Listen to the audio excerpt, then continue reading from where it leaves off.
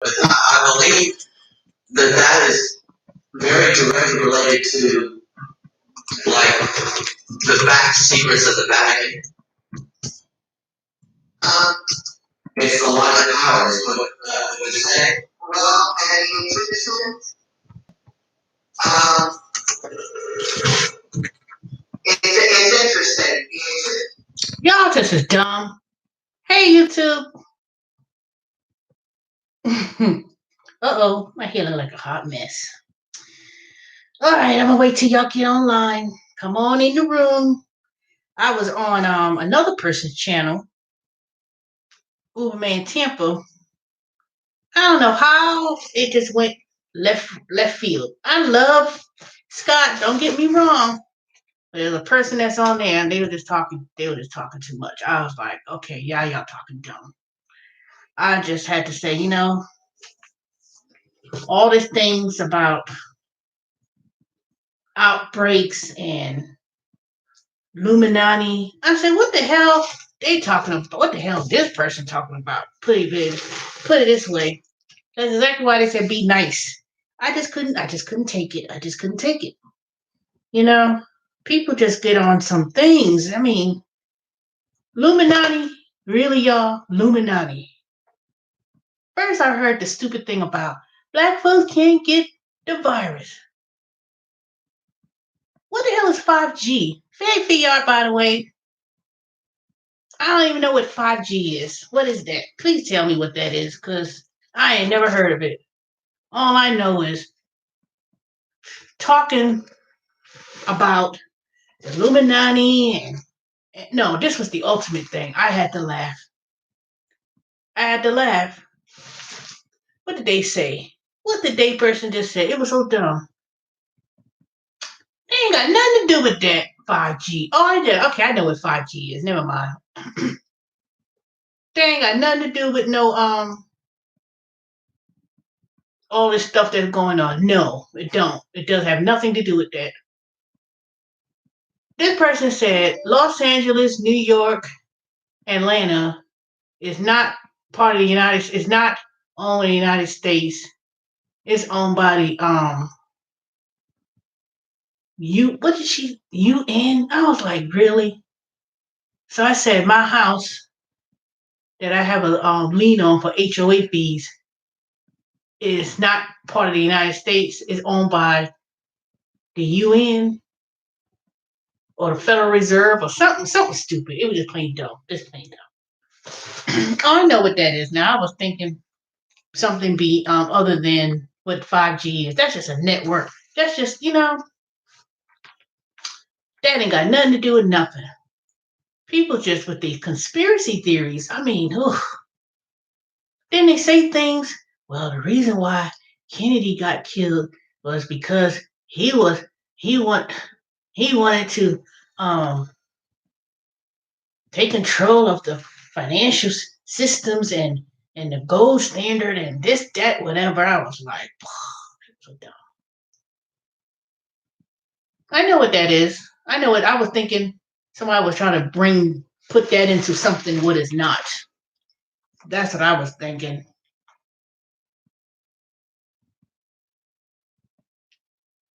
Well, you heard. Well, you know what? Okay, let me back up. Let me address that. Bush gave a stimulus package where each person, when you file your tax return, it was the stimulus package. I think it was like $900 and something. What was the amount? Because I worked at the IRS at the time. I can't remember what the amount was. Was it 500? Whatever it was 500 something for single, 1,000 for married filing joint. It was a stimulus. Let me see what that stimulus thing was. Put it this way: the stimulus package that was given back in what was it? 2006, I think it was. That was to stimulate the economy because the economy was entering the the economy was entering into a recession, and before the economic collapse, they gave an economic stimulus in hoping that people would spend and stimulate the economy by giving this extra money. But you know what happened was, um, and this was before the economic collapse, when the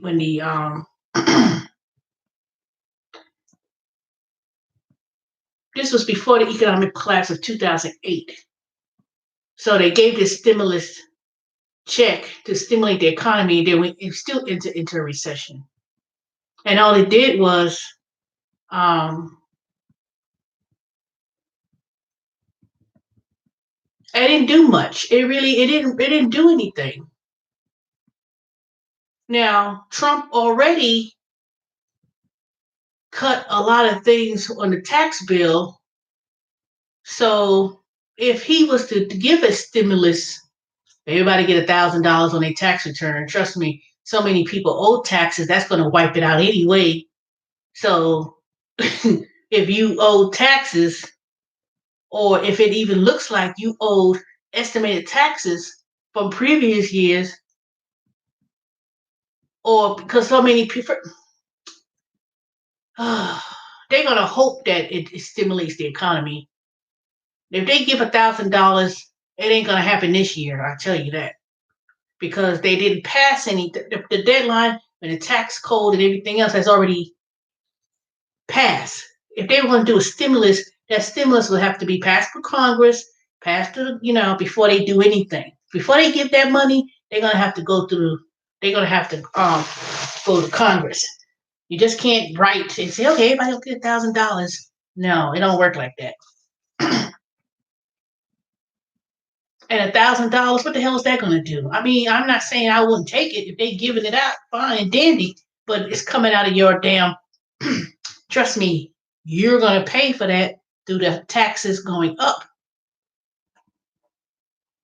and that $1 billion bailout they're going to give with that zero interest rate, and the zero interest rate. They said that all businesses, if they um, become into an economic issue, not paying their employees and everything else, they're going to get the stimulus. Who you think is paying for that? Who you think going to pay? We're going to pay. We are going to pay. Trust and believe if we're going to pay for that. But they ain't going to pass no stimulus. They're not going to put no stimulus because they not. It's that stimulus was also, when they gave that stimulus the very first time with Bush, we entered into an economic collapse. A year or 2 years later, he lost the election, and he brought the economy into a collapse. Nope. Because remember when Clinton was in office, we were at a surplus. Everything was plentiful. Everyone had jobs. Bush came in there, and in 8 years, the war came about, and they no. I think that's the worst thing you could do. You printing more money. You print more money. The more money you print, the less the dollar will be. The dollar will be worthless.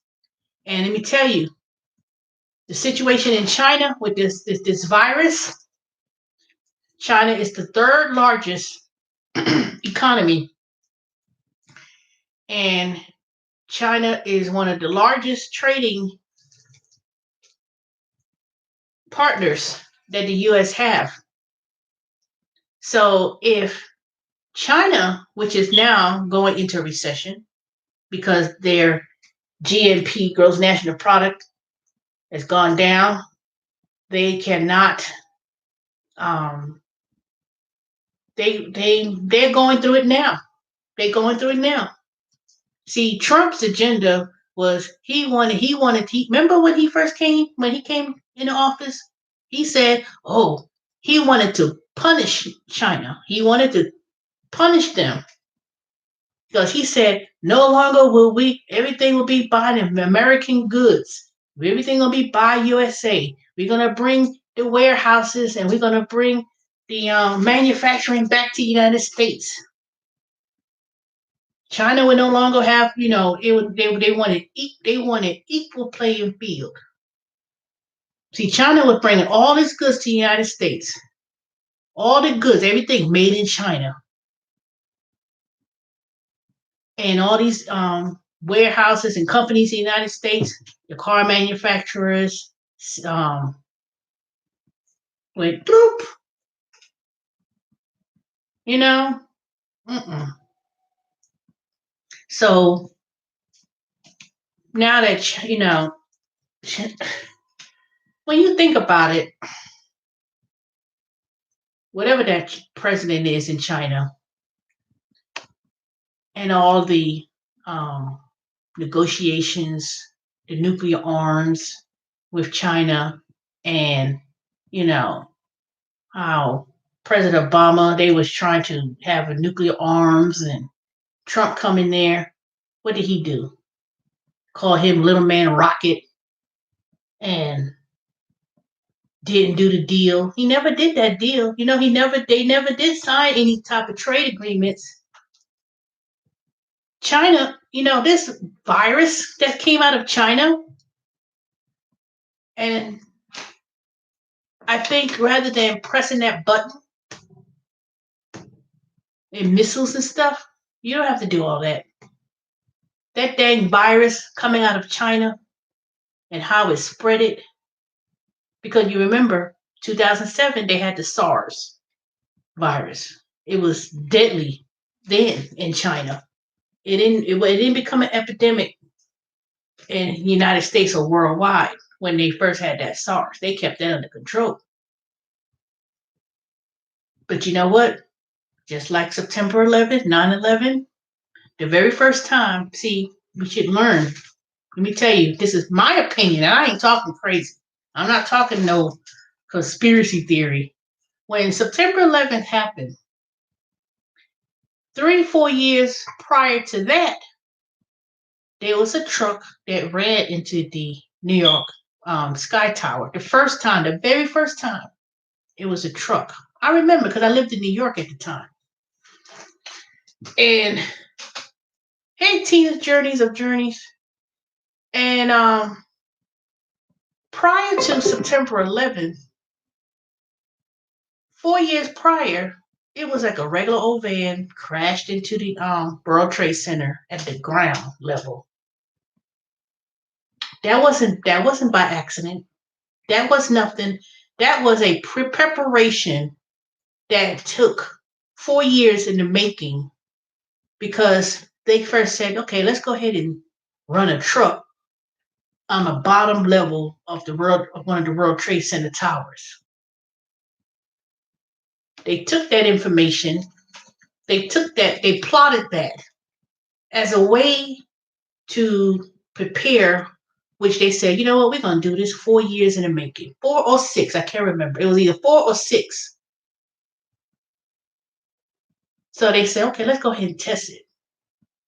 But when they determined, okay, look, there's some structural damage. It didn't collapse the whole building, but it caused damage nevertheless. But they did not look at it in terms of, okay, 4 years down the road, or 6 years, or whatever it was. I know it was not 10, but it was at least 4 to 6. We're gonna run these towers. We're gonna do a terrorist attack with these planes. That they've been planning that year. So the same thing with this SARS situation. The SARS outbreak came in China. They say, okay, let's go ahead and see what it could do or what it could happen. See, it doesn't become noticeable then. And then when the SARS first, because this coronavirus thing, it ain't something that just popped up out the blue.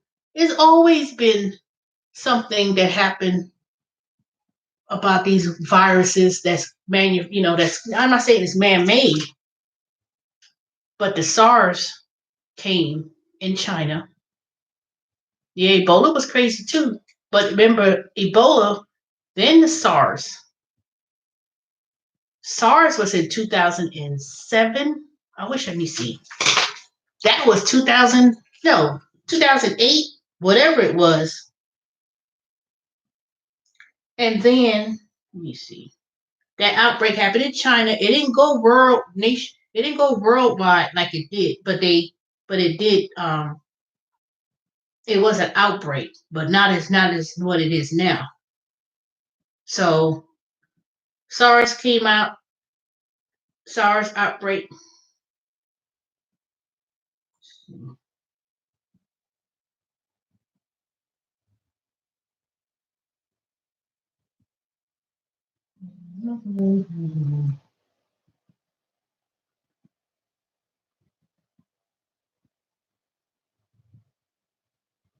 Yeah, it was 2003. How the virus spread around the world in 2003. SARS pandemic.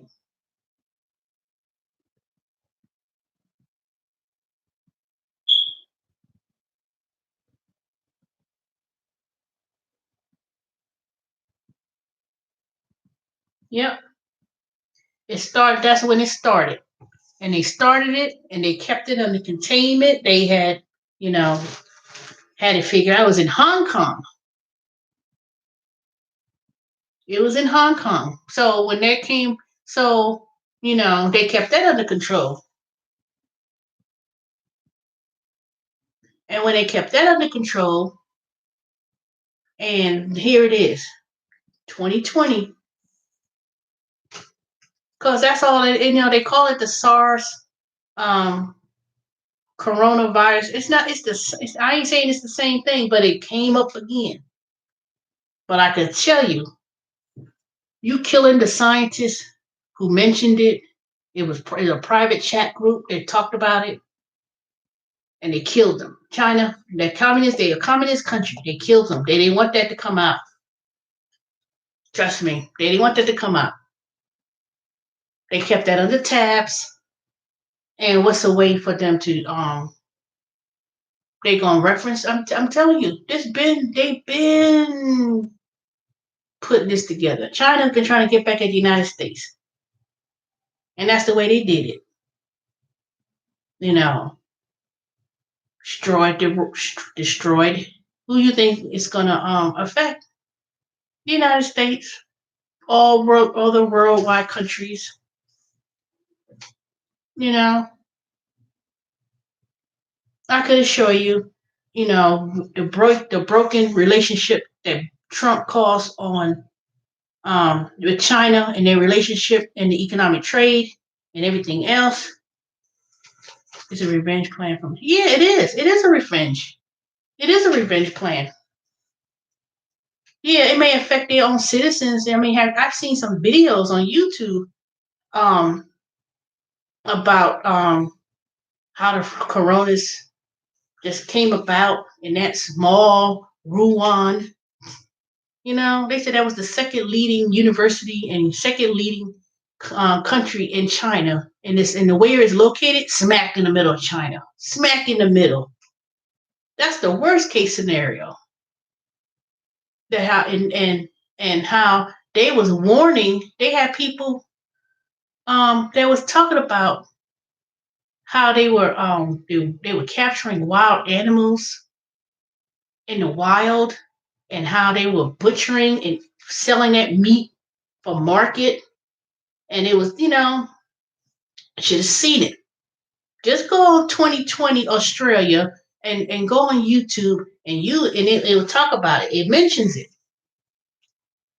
They said all these animals, I mean, it had bats and all kind of snakes and all kind of things. They were like cutting it up. You should have seen it. I was watching it last night when I was in bed, and they were saying how the SARS was on the animals that came onto the human body, and they were still selling all these meats, and then they try to outlaw it. It was already too late. It was years they've been doing it. Taiwan, it spread it, and they said that's how that SARS thing. It came from animals. And I was watching other videos about the Black Plague or the bubonic plague, the Spanish fever, not Spanish fever, what do they call it? The Spanish flu, or swine flu. It was all these little documentaries I was watching about these outbreaks. Every outbreak came out of China.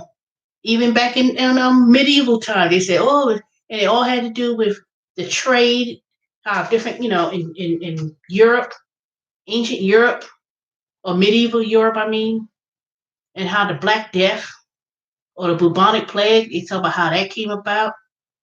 It was just too scary. They were saying it was, they said it might have came from China because when they was out there seeking riches and gold, going to China to trade and how it was spreading.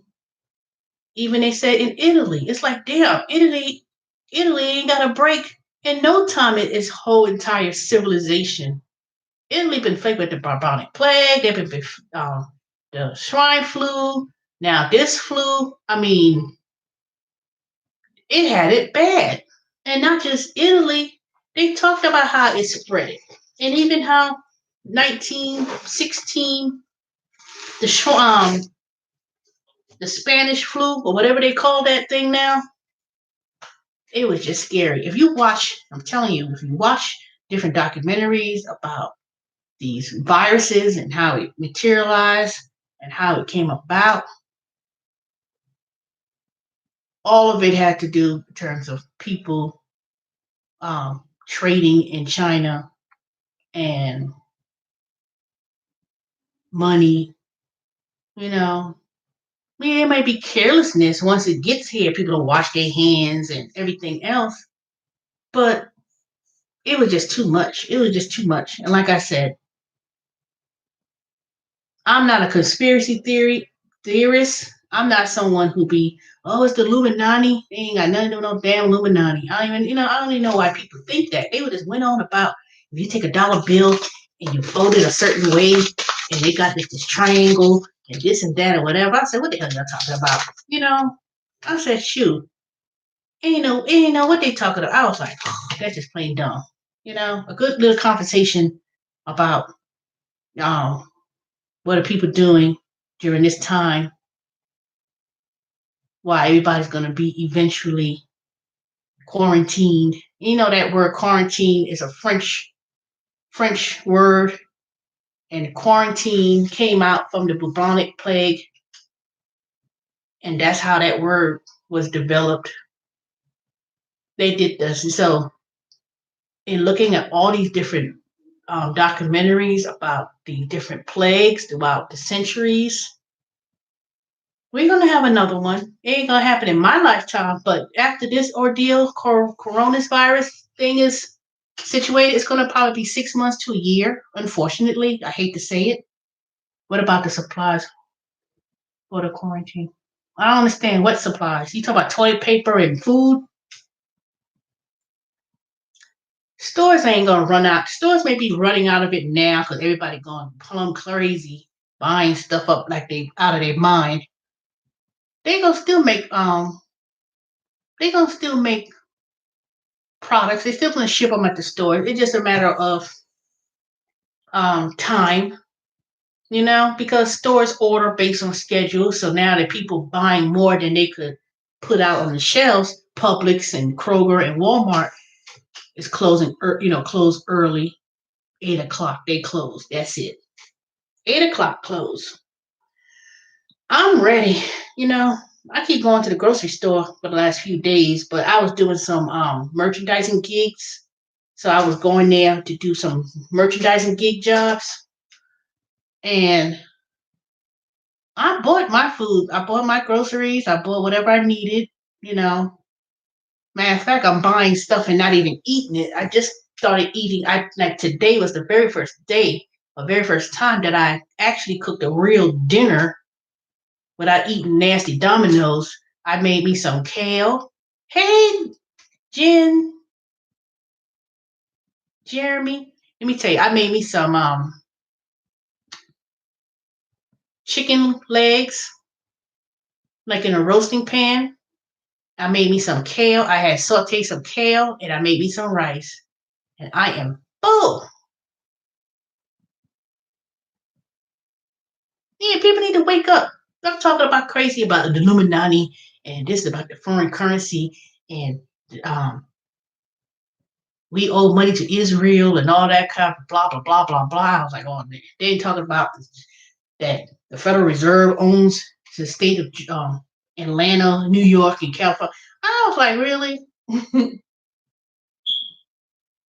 Uh-oh, what happened? Why the neighbor was pissing you off? What they talking about?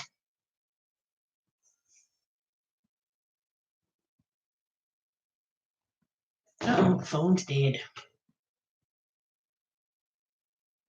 Yeah, people need to wake up. Stop saying stupid stuff about black folks can't get the coronavirus and all all these crazy stuff. People so crazy. But you know what though? This man walked in the public, he was coughing. Now I wasn't thinking about no coronavirus, but he had to cough all out like that. No, I don't mean corona, but at the same time, there's still germs. It ain't coronavirus, but you don't need to be coughing all up in the. And another thing that let me tell you why I think this is gonna be an outbreak. That's gonna be why I think this is gonna be an outbreak is because one, we don't know. They're not gonna test everyone. If you're sick, you have a fever, you go to the doctor. They just don't have the kit to test people. But they're gonna have a mandatory shutdown. They're gonna have a mandatory quarantine. It's gonna my I looked on today. The dang movie theater is closed. The movie tavern. They're talking about, and they didn't even give nobody a chance to even go to the damn movies.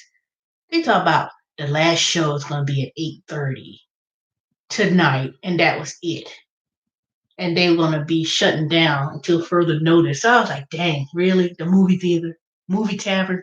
Now I don't know if the other movie theaters were shutting down, but all the schools in Georgia and the whole state is closed until further notice. They're gonna say 2 weeks and then it's gonna be spring break. So it's might as well 3 weeks. They closed the library. Yeah, they closed the library and for DeKalb County too. Now I know they probably closed all the libraries, not just DeKalb County, but probably Atlanta and all the other counties. So the libraries are closed. People weren't going to the library anyway, to be honest. If they were, it was like, people go there to read and do homework and do tutoring and these dumb kids around Atlanta, they ain't even gone to no damn library. They need to be in the library. But they closed the library, Publix and Kroger's, they close at 8. One, because they have to stock up, but two, um, I don't know. Let me see. Bars and restaurants.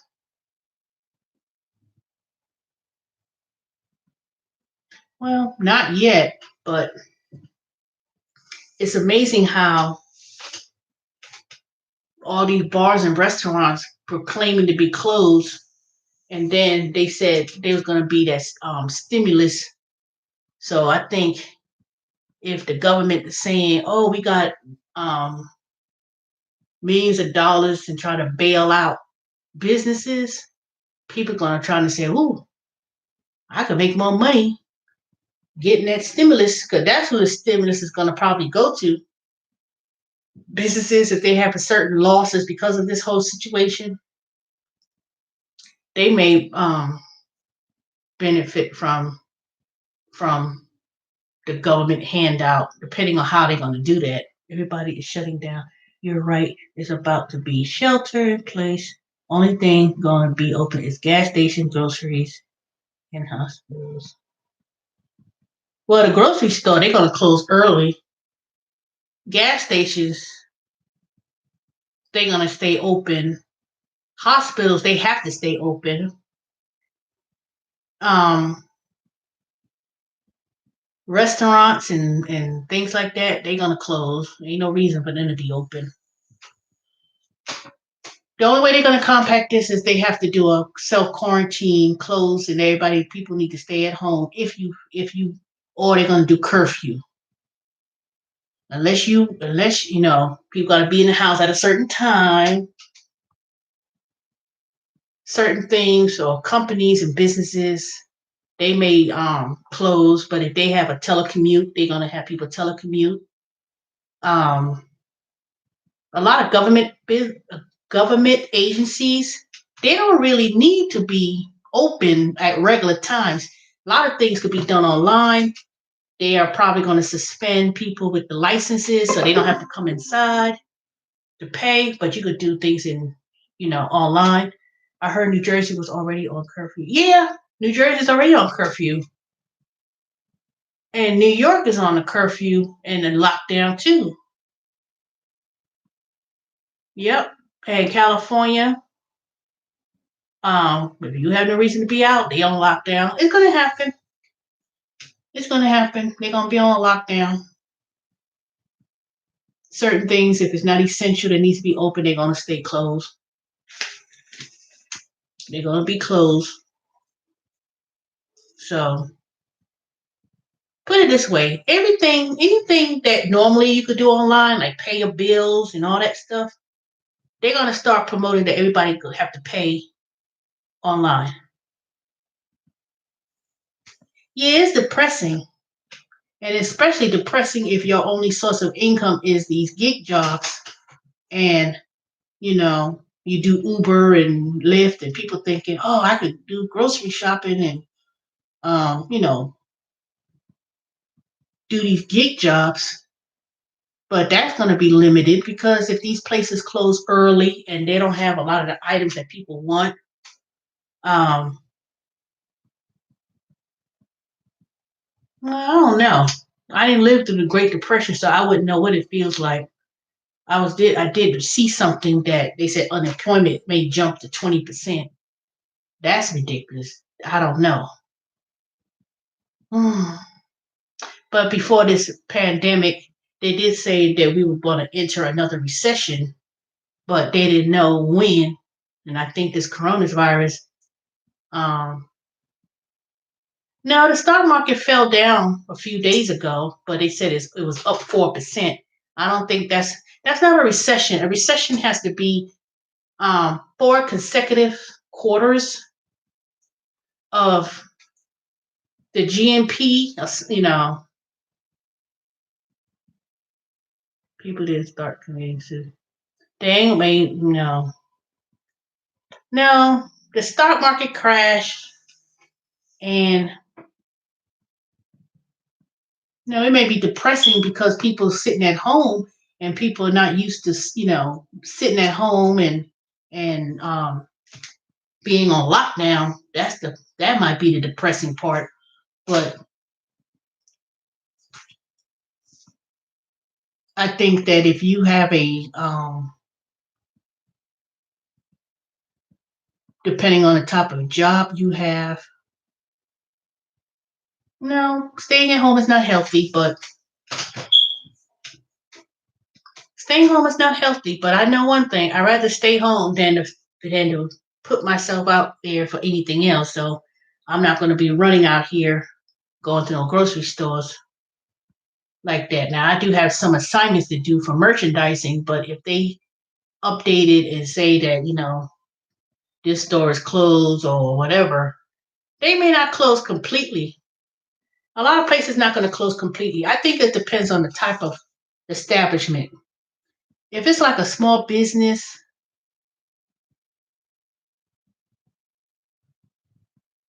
if it's a small business per se, and yeah, you finally got the position, you got a job in nursing, you better be careful. Make sure I know you got mask. So make sure be careful. We appreciate we appreciate the service. Just be careful. That's all I know. because the healthcare system is going to be over flooded. Yeah, Fia, I was so happy for you. I remember when you were talking about you were doing these gig jobs along with me, and and how you said you was going to school for nursing, and so that's been 3, 4 years, and you finally went and did what you wanted to do. I'm happy for you.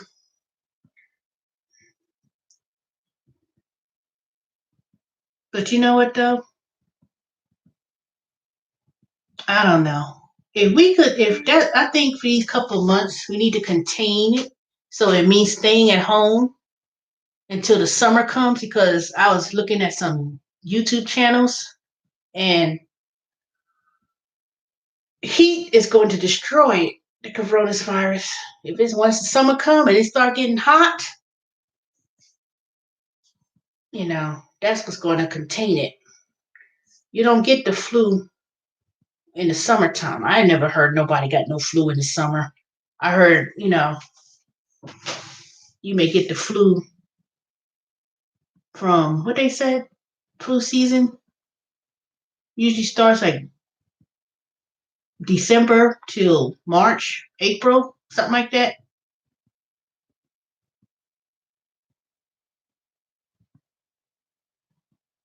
So if the heat, once it's hot, it's going to probably help, because I was looking at something where people get sinus infections, and they said they need to tell people how to you take like something heat with your sinuses and let the heat go up to your sinus area. Then it will kill all that bacteria, not bacteria, virus and stuff from your nose, and heat treatment is helping people. If you did get the virus or get the flu, they put you on that ventilator with the heat, and that's what's keeping people. That's what kind of keeping people alive and killing that bacteria and virus. So, but like I said, you just have to be cautious and contain yourself when if you have no reason to go out, just stay home. I'll just get on YouTube, look at YouTube channels, and um, wait till my new job starts in April, working from home. Um, because I did get a new job today, and then I have other things in place, other things coming up too. So I'm waiting for that. But it looks like I'll be working from home again. But that's okay. I'll do that and try to stay closer around the house and clean up and work on my little garden or my little house plants. This census job is full of shit. I called the census office in my area. I keep getting these same rude ass people, and they claim they called me. The minute I had applied last year, they told me they called me. I said, ain't nobody called my number. But I did my census. I already did my census. I did it online. If you go to census2020.com or census.gov, you could do your census thing online. So they said if you get this in the mail, just ignore it, because I already filled mine out online. I think they're not gonna. To be honest with you, I don't think they're gonna. Well, the census is supposed to be like April, and that's only for the census takers to go out in the field, for those who didn't fill it out online or they didn't complete it in the mail. And I think a lot of people are going to complete that in the mail, or they're going to do it online. And they're going to fill it. They're going to fill that out. They ain't going to do no somebody coming to their house and stuff. I think they're going to be a big push on people going to do it online. They're going to do it online. They're going to probably get text messaging, a whole bunch of stuff. But They not gonna. They not. They the people who they hired and trained or whatever they did. They just gonna reach out to those who didn't complete it, and that's about it. But it's not gonna be a whole lot of people who's gonna. They're gonna have to reach out and do it. There was too much talk about it and too much mention of the census and complete the census. Da da da. Billions of dollars. Too much initiative is gonna be done. You try to get 100% based on your communities. You try to get 100%, but you're never going to be at 100%. And besides, they already have the data to determine who lives where and who lives in what house. So, no, all I did was I took it. So I took it, and with all the technology and everything else, you really don't need to have people going door to door and door like that. Not anymore. I mean, they're gonna have some people, but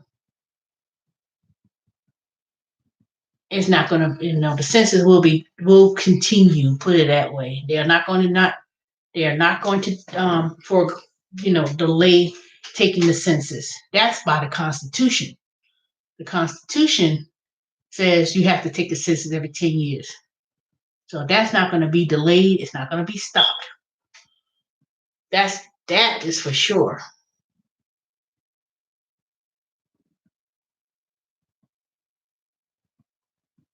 They always say they need people, they hiring, but like I said, the time April come and the weather changes and they gonna put a mandate quarantine. Everybody, it's gonna happen. And as for these jobs, these gig jobs, and people thinking that, oh, it's gonna be so busy with Uber Eats, oh, it's gonna be busy with Grubhub. No, no, because nasty ass Taco Bell and all these other restaurants, they said you have to go to the drive-through or pick up and go. They didn't even have chairs. They said they took out all the chairs, all the tables, so you can't even sit there and eat. You got to take your bag and go, or go to the drive-through. And you know how the drive-through is wrapped around the building and all crazy stuff. I think it's gonna be a huge amount of weight gain from staying inside and snacking. Yeah, it is. Because of you sitting around, laying around like I was doing, eating potato chips. But I finally ate me a real meal. I had me some kale, rice, and some roasted chicken. It was so delicious. And I ate that. I'm full. I'm still full. I ain't need to eat nothing else.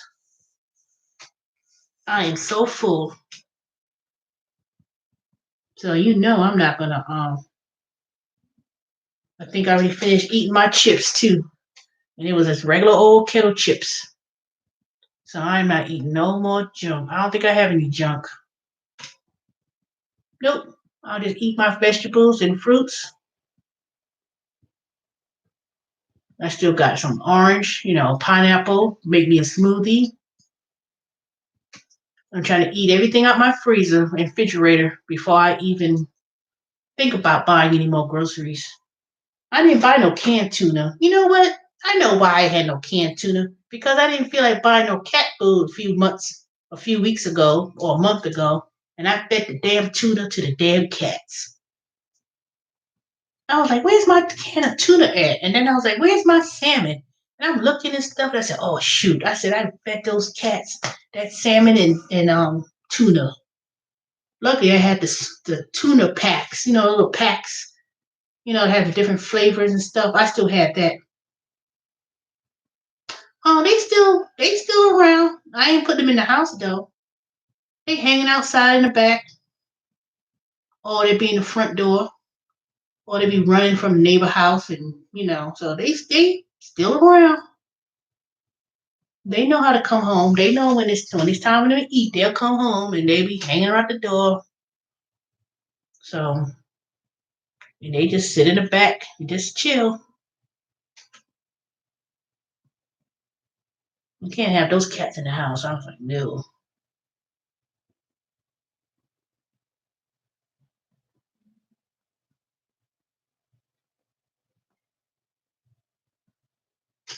No, no.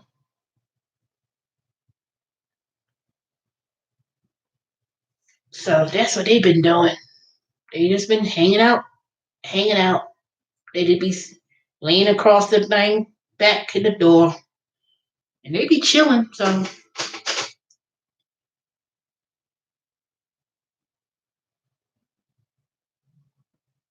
because it's too, I can't have three cats in the house. That's just too much.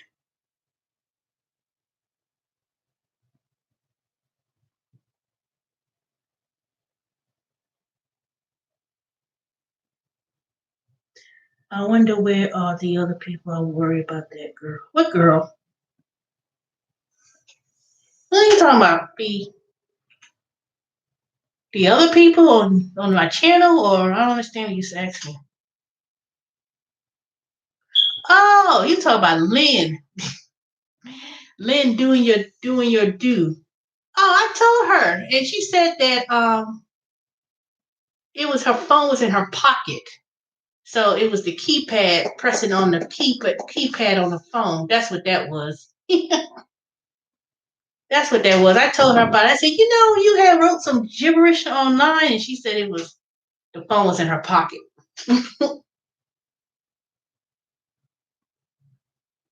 We chat on the phone. It's a couple people I chit chat on the phone now. I'm surprised she ain't on here tonight. She probably looking at the videos later on. Yep, Dorian.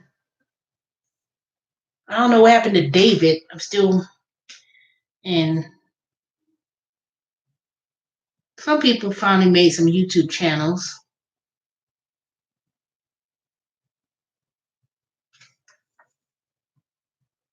Oh, they doing fine. Everybody doing fine.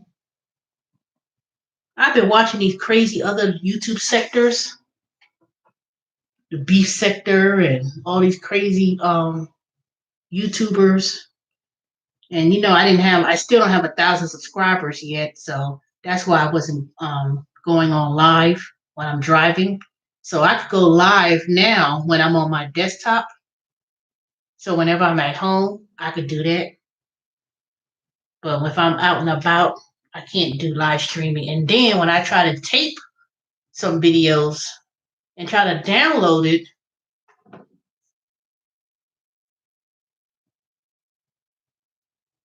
do you remember his name? Said he's angry at Uber now. What are you talking about? It was a whole lot of angry people doing. There was a whole lot of angry people doing Uber. What are you talking about? Uber man? There's a whole bunch of people angry at Uber. You can be talking about anybody.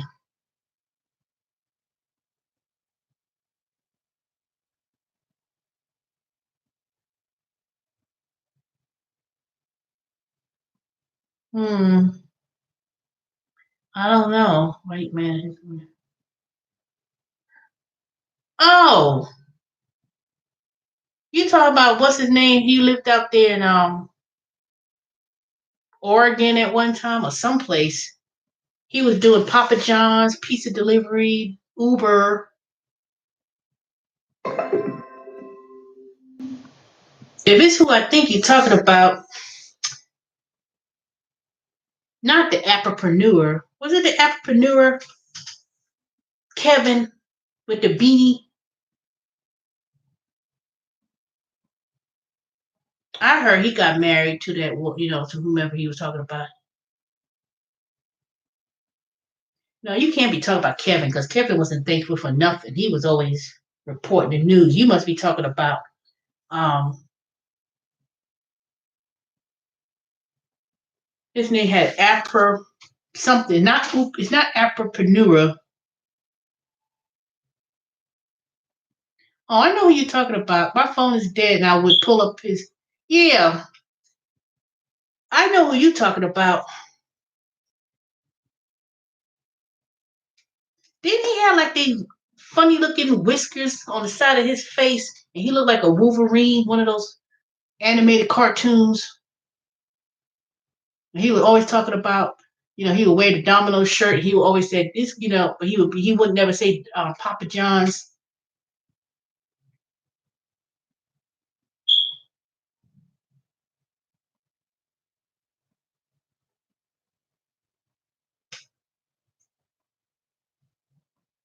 You said he doesn't have red hair. That's the only one I'm thinking of. It's not Kevin. It ain't Kevin because he was never really. Oh, I appreciate Uber Eats and this. I know it was that one guy. Well, the one I'm thinking of, he had red hair. He had more like a brownish type of hair. He lived in one state and then he moved. I know who you talking about. Yeah, I saw his video, came across his video about 3 weeks ago, and he was by himself. He looked like he had gained a whole bunch of weight. Um, he wasn't talking Jesus, Jesus, Jesus, that's for sure. He was like Jesus, Jesus, Jesus, so overly religious. He wasn't talking like that no more. He sure wasn't displaying that. Let me see. I know who you're talking about. Let me see if I can pull him up in my history. Yeah, he gained a lot of weight. He gained a whole lot. I ain't saying he was fat, but you could, he gained a whole lot of weight. You could tell.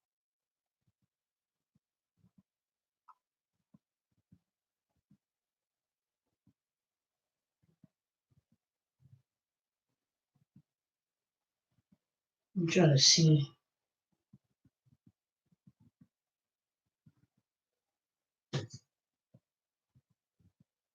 Yeah, there's a whole lot of people that dropped off that I don't even hardly see anymore or heard from. Yeah, Lexi, where you at? You ain't came on my channel yet. I've been on yours every time you make a video. I'm gonna look for that person. Damn, I've been looking at a lot of gardening videos in this beef sector. Let me see. Dang, how far back I go? I've been watching a lot of videos. Drive Girl Drive. She popped up in my thing recently. She's not really doing she's not doing no app work, but she's trying to hook up with the professor and got on his channel because he blew up into something and she's working with him.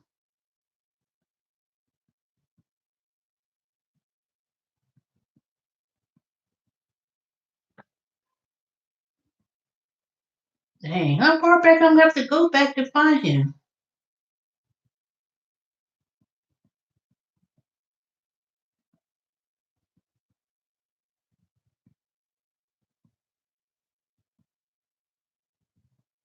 He must have fell on some hard time. Let me tell you, people who was making money 3 years ago, 4 years ago, is quickly how 3 years pass or so.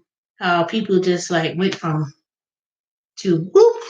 That's why I knew. I said, I knew exactly when it was time to exit. ProjectManager.com software helps you manage projects, budgets, schedules, resources. I just watched him today. He popped up in my thing. I said, well. Look who's on here. He's doing he was doing food delivery. He was doing DoorDash at 6 o'clock in the morning. He had got an order for DoorDash. So he went from making bragging, calling people all sorts of say they were not, what did he say, loser or lazy? Not lazy.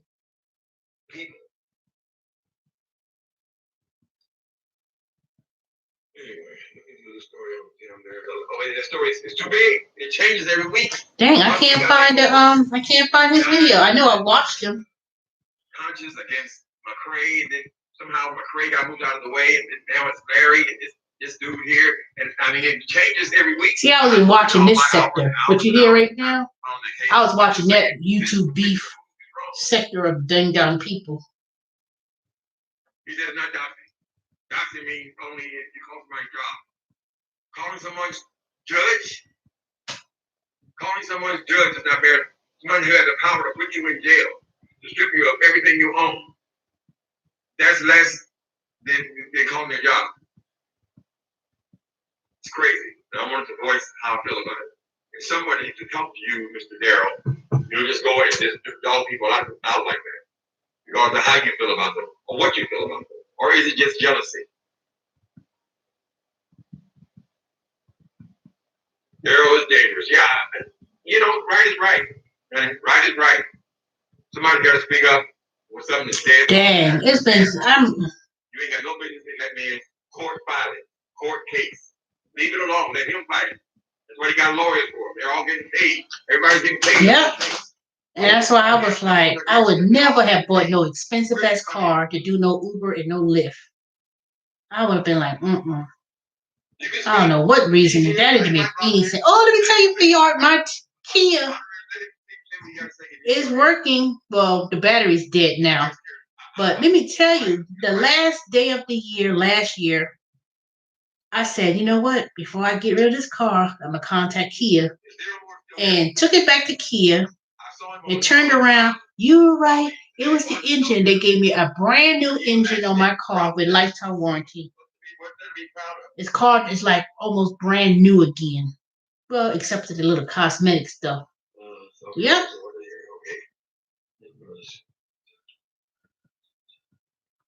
It wasn't for the entire 25,000, just a portion.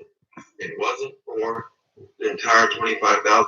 Yeah, but Larry didn't say how much he was short or anything like that. Apparently, this dude took offense at the people even volunteered to help him more. He comes up with, he bought somebody a car. He said, I watch Bees too with the YouTube mommies and the reaction channel of my guilty pleasure. Ooh. Oh, here it is. Here he is. App-driven guy. Hey, YouTube, app-driven guy. I haven't made a video in a minute, but I've just been working really hard and kind of just had not a creative slump, but just haven't really had any inspiration to speak of to make any videos. So today I've had some ideas bouncing around that I'm thinking about lately, just about how to get rides, strategies for getting rides, and just how to be easy about it. I think that's a real important thing, is just to be easy about the whole thing. I'm not trying to force, He did have kind of reddish looking hair, I think. Accepting what it gives you and being happy about it. So getting rides. Yeah. Look at this video. Look how he blew up. And look how he looked. Damn. And they sucked. He said, it sucks. That's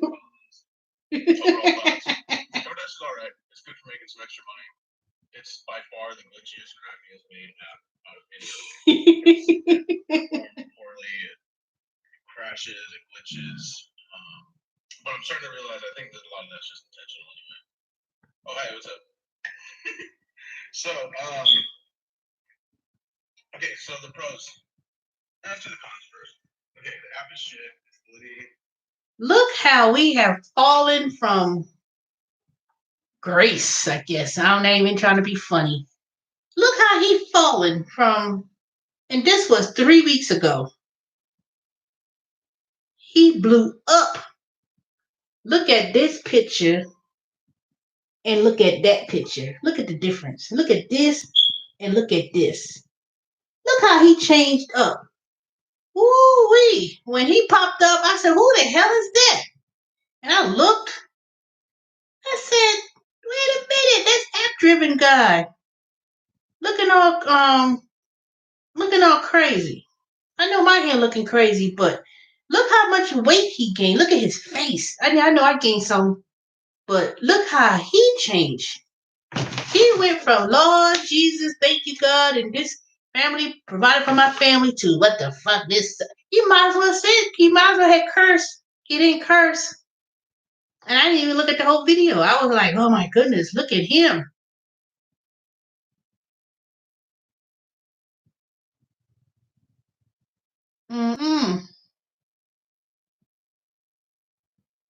He said, "How was your shot at the rock band? What rock band?"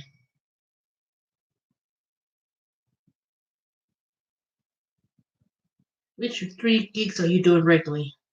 Well, it was. Look, he said, which gigs are you doing? Someone asked him, what 3 gigs are you doing?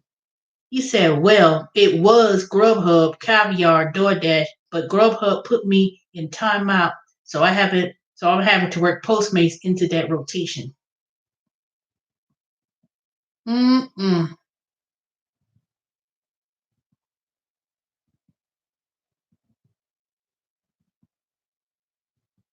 Exactly.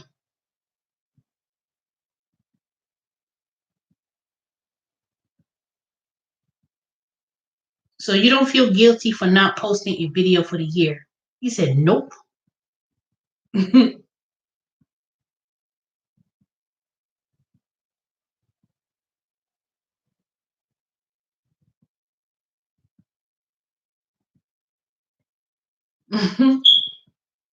He said, see you in 6 months. He went from real, um, he really fell off. I was like, dang.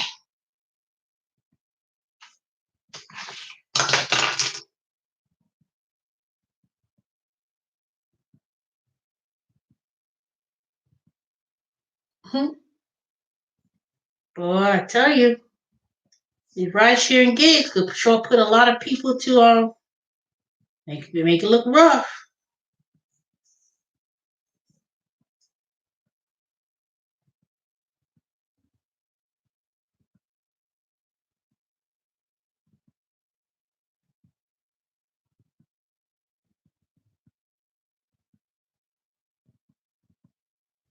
He was making 2,400 a week, or $625 a day, or $40 an hour, and that was the video he made. Hey, what's up, YouTube? App-driven guy. So the last 18 hours. 3 years ago, he was making that 3 years ago, y'all. Saturday, October 30th. I got 3 years ago, he was making 2,400 a week, $40 an hour, $625 a day. 3 years ago.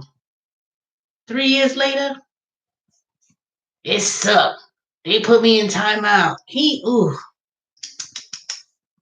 Mm-mm. Dang. You know, that's why they say always have a backup plan. Always have a plan. Because like I said, Uber Eats, Grubhub, DoorDash, Zifty, all of them were the same. It was like, mm-mm. I said, nope. Oh, he needed more than financial guidance. He needed, I don't know. It's like you can't always be so used to accustomed thinking that's always going to be. You have to know when it's time to bail out. You know, you gotta have a plan. You gotta have a plan. You're right. You gotta have a financial. He needed financial guidance, but he needed way more than that. He needed way more than that. I don't know. Yep, easy come, easy go. Easy come, easy go. That's why I was like, you knew. Let me do something. Let me try to go back to work. You know, trying to make myself relevant again and working somewhere. You know, after the gig economy and all those apps started not making nothing. And that's when exactly when my car went under commission. And I said, okay, I gotta find me something else to do. So I said, let me go back working for some company. You know, I worked at those IBOs and, you know, I did that. Then I went to work at Domino's, delivering delivery pizzas. I did that from June to now, until as of last week, put it that way. But, and even then, I said, let me save my money. I said, let me save my money and explore other things to do, other little side things to do. Learn some new skills online. It's been hard. It's been hard. I could tell you that. But he's young enough. Him, and not just him. It's a whole lot of other people. They young enough to kind of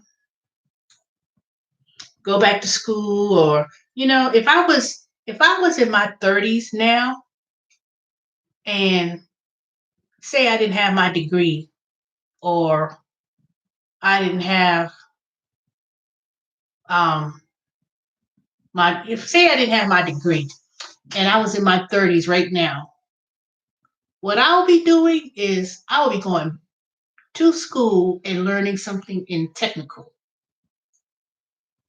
That's what I would have been doing. The only reason why my degree is not probably relevant now is because I had it from a few years ago. When you have a degree, particularly it becomes obsolete after 5 years. I got my degree longer than 5 years ago.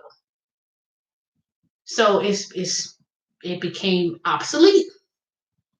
But I did do things, remember last year I was working from home doing TurboTax with this one company, and yeah, I got my MBA. That degree is obsolete. It's like I have to build it and learn new skills sets. And I did that, but I also went and focused on other things, like working for some of these companies that I knew it was hiring, like these little um, third party companies that hire for big companies, doing technical support. I did that, and I'm about to do that again in the next couple of weeks, and some other little things here and there. But see, I'm 51. I'm not saying I don't want to start all over again in terms of career, but I just want to work somewhere, pay my bills. I got 9 years before I turn 60, and then it gets to a point where I'm like, you know what, it's time for me to, retire. So I'm building on my investment, financial investment, and I'm going to, probably go into an IRA account. See, now this is the best time to really sign up for an IRA when things are low. When the market's like this right now, that's the best time to enter it, because in 5 to 10 years from now, how about moving to one of those countries where it's cheaper to live? I'm gonna get to that. I was thinking about that, Fee. And I said, well, you know what? Let me start shifting and start doing small investments. So when I do the small investments, I will start looking into that. Now, fiat about moving to somewhere cheaper to live. I was thinking about that last week. That I was thinking of, let me start trying to move somewhere like Arizona or Tucson. Not Phoenix. I think Phoenix is a little expensive. I'm gonna start doing my research, either moving out to the West Coast. I don't want to move to Houston. Belize. Oh no, I'm not doing that. Belize. No, I don't want to do that. I don't want to move out the country. I'd rather stay closer to home, like either move to South Carolina where my mother lives, not live with my mother. I don't want to do that. I mean, y'all seen me during Christmas when I had oh, y'all didn't see that video because I didn't download it. My mother moved to South Carolina, finally moved completely to South Carolina, and that house in Goose Creek. That area is small enough, it's growing. Um, I don't want to buy a house. I don't want to buy a house. I already bought a house. I live in it. I want to pay it off or rent it out and pay it off that way. Pay off, catch up with the HOA fees. My mother already has a house. She already said, to me and my sister, when she leaves, that's going to be left to me and my sister. So I'm not trying to buy a house. I'm 51 years old. I'm not trying to put a mortgage and do a mortgage again. I'll just get the equity when this house gets paid off. That's when I'm trying to pay it off as much as quickly as I can. And if I'm ready to sell it or rent it, I'll have equity. I bought this house for 119. The house is was appraised at the time, almost 10 years ago, at 130. This house is worth 180 something. So I could take the 70, $80,000 of the equity or more, depending on how long I keep this house, and do that. See, I'm keeping this house because basically all these investors and people, wholesalers, they want to buy up these houses and they keep begging me to death. Oh yeah. See, I bought this house when that economic downturn. That economic downturn went. That's when I bought it. And now people who want to buy a house, you can't even buy a house in Atlanta or anywhere across the country because people are snatching these houses up. But all those houses that they built in the last couple of years that was appraised at 300,000, 400,000 here in Atlanta is overpriced. And when the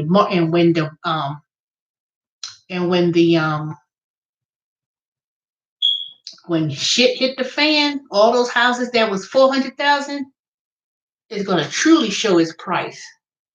It's gonna be 200,000, and they're gonna have all these townhomes. They're gonna have all these townhomes that was built, and all these homes that were built up.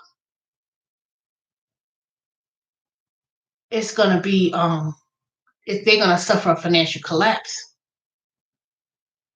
It's gonna be a disaster. See, I bought my house when it was a disaster, and then I let this thing build up to 10 years, and ain't much could happen. A much economic downfall cannot happen because see, I bought it prior to that. That's why they're trying to buy. That's why they want people to buy and want people to sell. Nope. I'm gonna hold on to it. They can't do nothing. They can't do anything. I mean, as long as I keep paying the mortgage and keep paying the insurance, I'll catch up and pay the HOA fees. Matter of fact, I'll probably make some payments tomorrow, and that's it. I'm not, that's it. That's all I'm gonna do. But I'm not moving to another foreign country. I don't want to move to Belize. I don't move to nothing. I got me a home right there in South Carolina. When the time comes, God willing, I wanted to buy a house for $1. Is still legit, still happening in Georgia.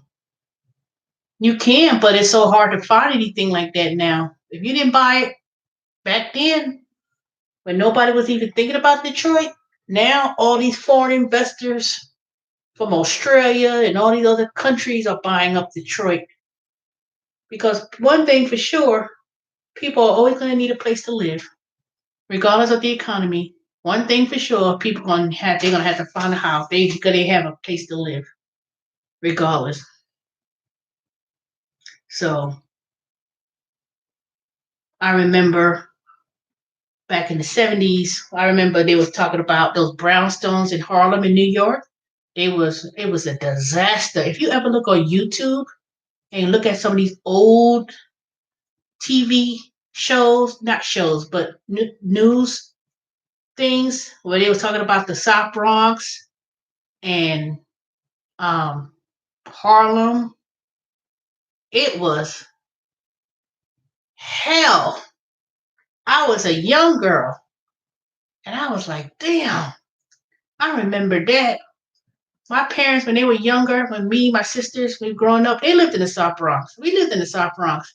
We lived in this old building. My other uncle and his kids, we all lived in the same project building, and they was tearing it down, and we had to move. and we moved up in the east part of the Bronx and Jessup Avenue. And that was in the South Bronx. And I asked my mother about that. She said that whole neighborhood now, it don't even look the same. All those abandoned, burnt out buildings in the Bronx. I remember taking the train and it was like South Bronx, and they had all those burnt up buildings. They burnt down the Bronx.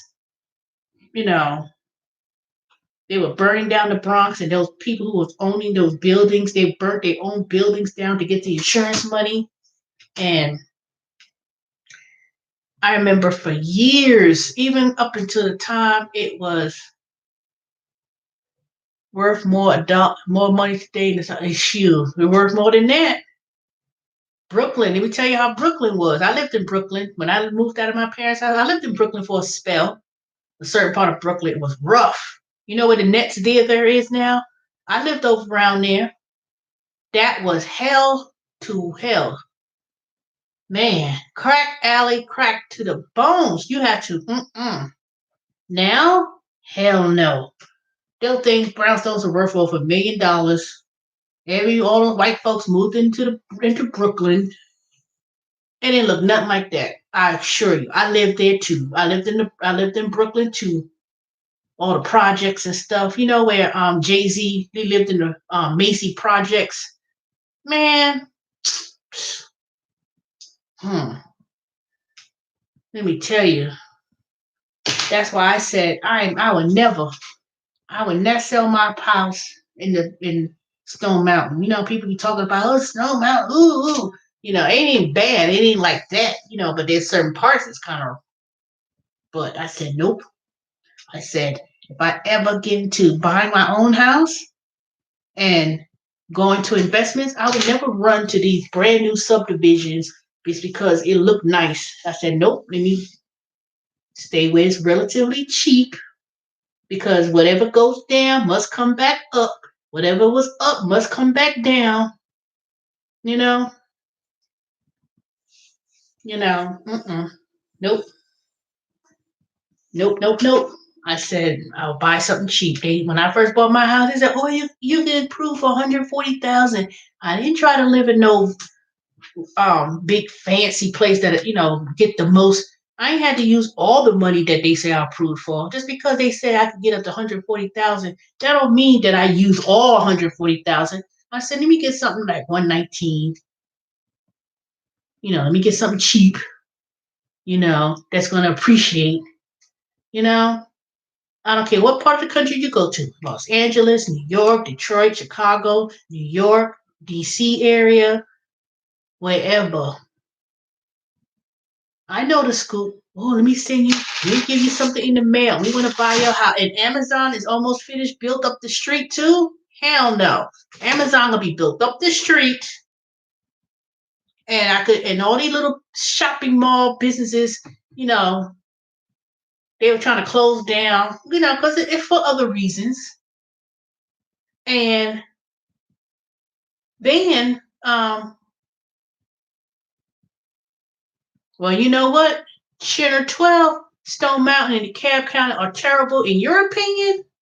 But I could tell you, let me tell you this. They said that about Harlem and they said that about Brooklyn. Ooh, I would never live. And look what happened now.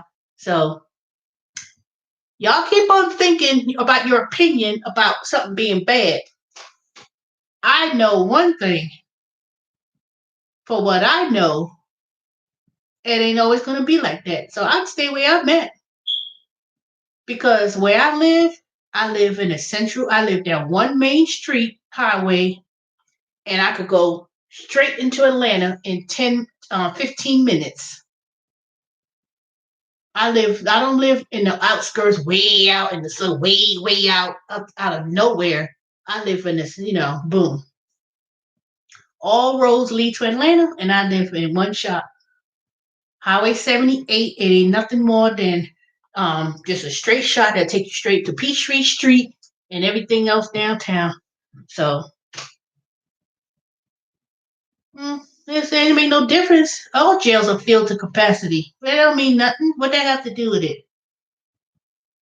That don't mean anything. I don't live off of Memorial Drive. See, I never said where I lived in Stone Mountain. I don't live over there. And even if that is so, that corridor rather, had everything up and down Memorial Drive back in the day that I heard. Way before black folks started moving to DeKalb County in Stone Mountain, they had a whole bunch of stuff going up and down. And I could assure you, those white folks ain't left. It may be that jail, but I can assure you, that one little section ain't gonna be a big effect. But anything near public transportation, where that MARTA train station is, and Indian Creek, and how they depress the area. They're gonna depress the area, and then they're gonna turn around and revitalize it just like anything else. I've been in Hampton, Georgia for 10. See, I just Hampton, Georgia. Why the hell would I want to move way out there? Why would I want to live in Hampton, Georgia? It ain't near nothing. That don't make it no more better than DeKalb. It's not reasonably priced. It's not. You say reasonably priced in Hampton, Georgia, but watch until all those Negroes move way out in the outskirts and watch it depreciate. It ain't nothing out there. I'll stay right where I'm at, within the parameters of where it is. I already know. But like I said, my money's my money, your money's your money. You live where you live, I live where I live. But I know, for a reasonable doubt, I know how things work. I lived in three different states in my lifetime, and trust me, I know how things evolve. So everybody talk bad about the Bronx. Oh, in the Bronx. Who live in the Bronx? In the South Bronx. And look what happened. Harlem. Who will live in Harlem? I don't live in Harlem. It got too much crime. It look dirty. It look this. Brooklyn. Ooh. I want to live Brooklyn. All those people. I know some people who kept their houses, kept their homes, house paid off in full. Now those same developers came up in there and they, those same developers came up in there trying to buy people out. So I'm gonna stay where I'm at.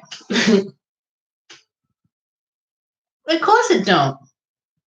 Gig jobs ain't gonna do well where you live at. And I know you may get mad or give a thumbs down or whatever. It ain't gonna do well because it got too many black folks up in there, and ain't nobody got no money up there in no Hampton, Georgia, with those reasonable price homes that you say. Watch and believe. Watch and believe. Economic sprawl. The further out you are, you ain't gonna do well in no gig jobs. The money is not there, and that proves it. They don't have no disposable income when you go way out there like that. Way out, way out, Hampton, Georgia. Nope. No, sir. No way. No how. Of course, it's gonna be down. Fia, you in Chicago now? You've been mentioning a lot about Chicago. I thought you was in California. I don't know where I thought you lived.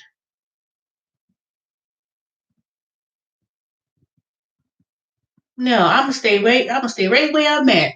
Centralized and and um and wait. Anytime I'm gonna wait. I ain't going nowhere. Alright, okay. I don't know why I thought you lived somewhere else other than Illinois. You know what? I think I never really did ask you where you live though. So you probably heard about this B sector that I've been talking about. There's this person named Phi Bay that lives in Chicago. This other person named Gina, the Queendom, and this guy named Wiley. He lives in Dallas, but he used to live in Chicago. Ooh, That whole this sector, ooh, messy as hell. Messy to the HELL. Oh no, like I said, Hampton and all those outskirts way out. Oh, you look into that, you'll be in that rabbit hole forever. Don't be like me and Lynn. We got all caught up in that sector. Mm-mm. It was a hot mess. That's a whole new video altogether in response to that. But if you ever look into that, look into it, and then we could have a discussion when I go on live stream again, and we could talk about that because it is funny as hell. Okay, see, Heather, I appreciate that. But some people, they don't appreciate the opinion I give. They be all up in their feelings and getting all mad about it. I know that bitch ain't gonna talk about yeah. You know, I'm just expressing my opinion, and I'm just expressing fact that when you move, when you go out in these outskirts cities in Atlanta, particularly, the is the values may appear reasonable, but I'm sorry, it just don't work like that. It just don't. It just don't. That's all I know. That's all I'm saying. But if you good, I'm good. If you love it, I like it. But I just know from an economic standpoint, you got to be aware. You know, Conyers used to be so nice. People used to swear up and down about Conyers. Ooh, Conyers. In Covington, they had those. They had reasonable price homes too, and nice looking homes. And look what happened within 10 years. It went. No, there's no MARTA. There's no public transportation. That's what I'm saying. That's what the sprawl is going to come into. Just because people didn't want transportation and stuff, it's more. It's more. What I'm talking about is more beyond just having public transportation in MARTA up in the county. I'm talking about terms of the sprawl. That's what I'm talking about. The more inner city, the more in town you live, the better. It's just a reverse. That's all. It's just a reverse. They moved on out, just like, okay, let me give you an example. All those places in the South Bronx and Brooklyn, everybody moved out to Long Island. Now, Island used to be real nice. Everybody said, oh, Long Island. Now, they moved on out there, built these little so-called inexpensive homes, and they moved out there. The values was not really held as value as it thought it would be. All the resources and all the economic development really didn't happen as they thought it would. It happened at first, but keep in mind, just be aware. Just be aware. That's all I'm saying. All I know is I'm just gonna pay my mortgage, rent it, and retire comfortably someplace else other than Atlanta. Atlanta ain't what it used to be, I can tell you. I don't know your story, Henner 12, see Henner 12, but a lot of times, a lot of people move to the outskirts suburbs. They lived in Chicago, they lived in New York, and they come to Atlanta. They're like, oh boy, this is nice compared to where they're coming from. But that ain't, I'm telling you, that ain't it. That ain't it. Everything looks good at first when you come from some place like Chicago, New York, more inner city in Detroit. A lot of people come and they move on these outskirts and they be like, oh, it's nice. Oh, it's this. The minute that population start overpopulating and everything else, and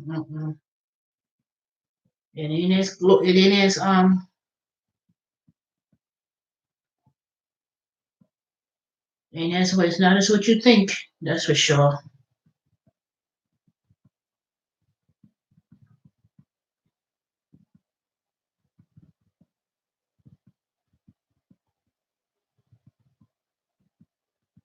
Yeah, but the houses in Smyrna and Sandy Springs, that's a whole. First of all, Sandy Springs became its own city or township or whatever you want to call it.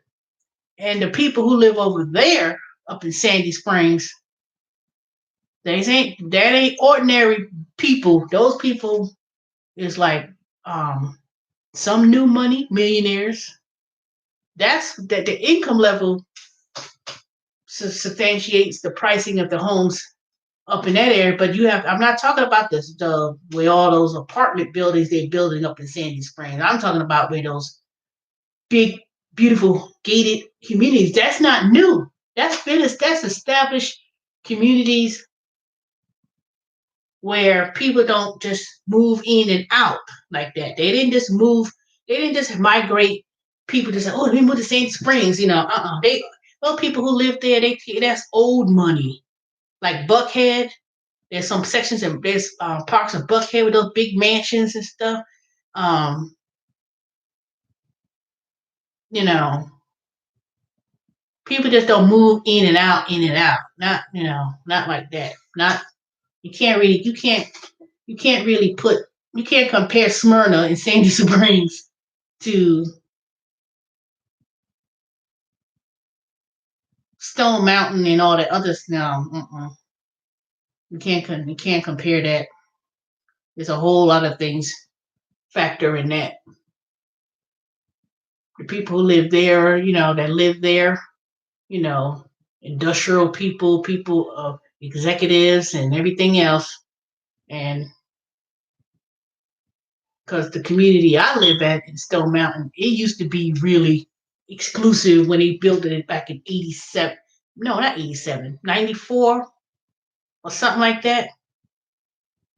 And it was an unincorporated part of Stone Mountain. And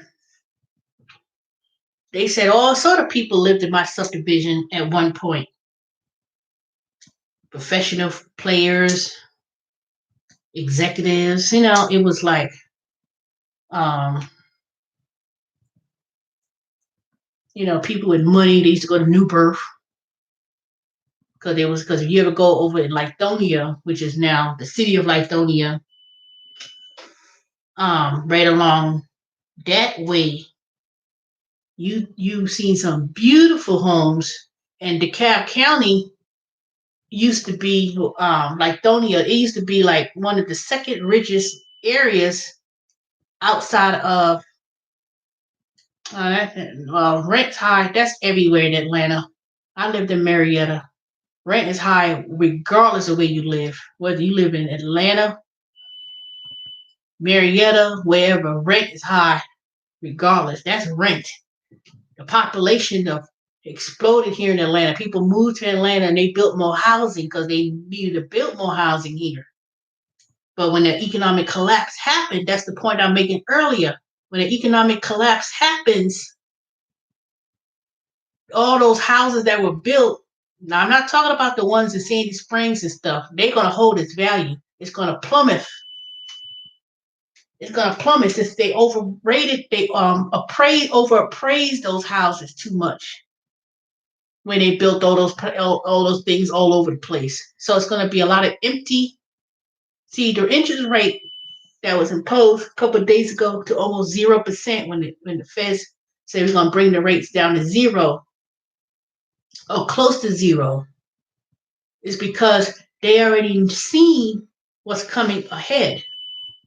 All those loans and people did, it's going to be a whole bunch of empty, those townhomes and stuff they build up.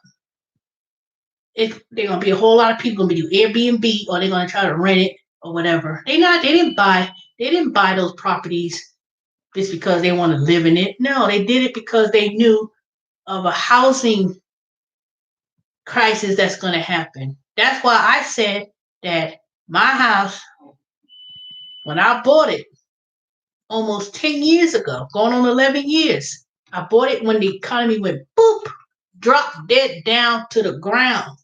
I said, I'm going to buy it. I'm not going to buy the most expensive house. I'm not going to buy all of the money just because I got approved for 150. I knew I wasn't going to live someplace too way out because I already saw it coming. Gentrification and all that. That's, gentrification ain't gonna happen anywhere out in the outskirts like that. It ain't gonna happen.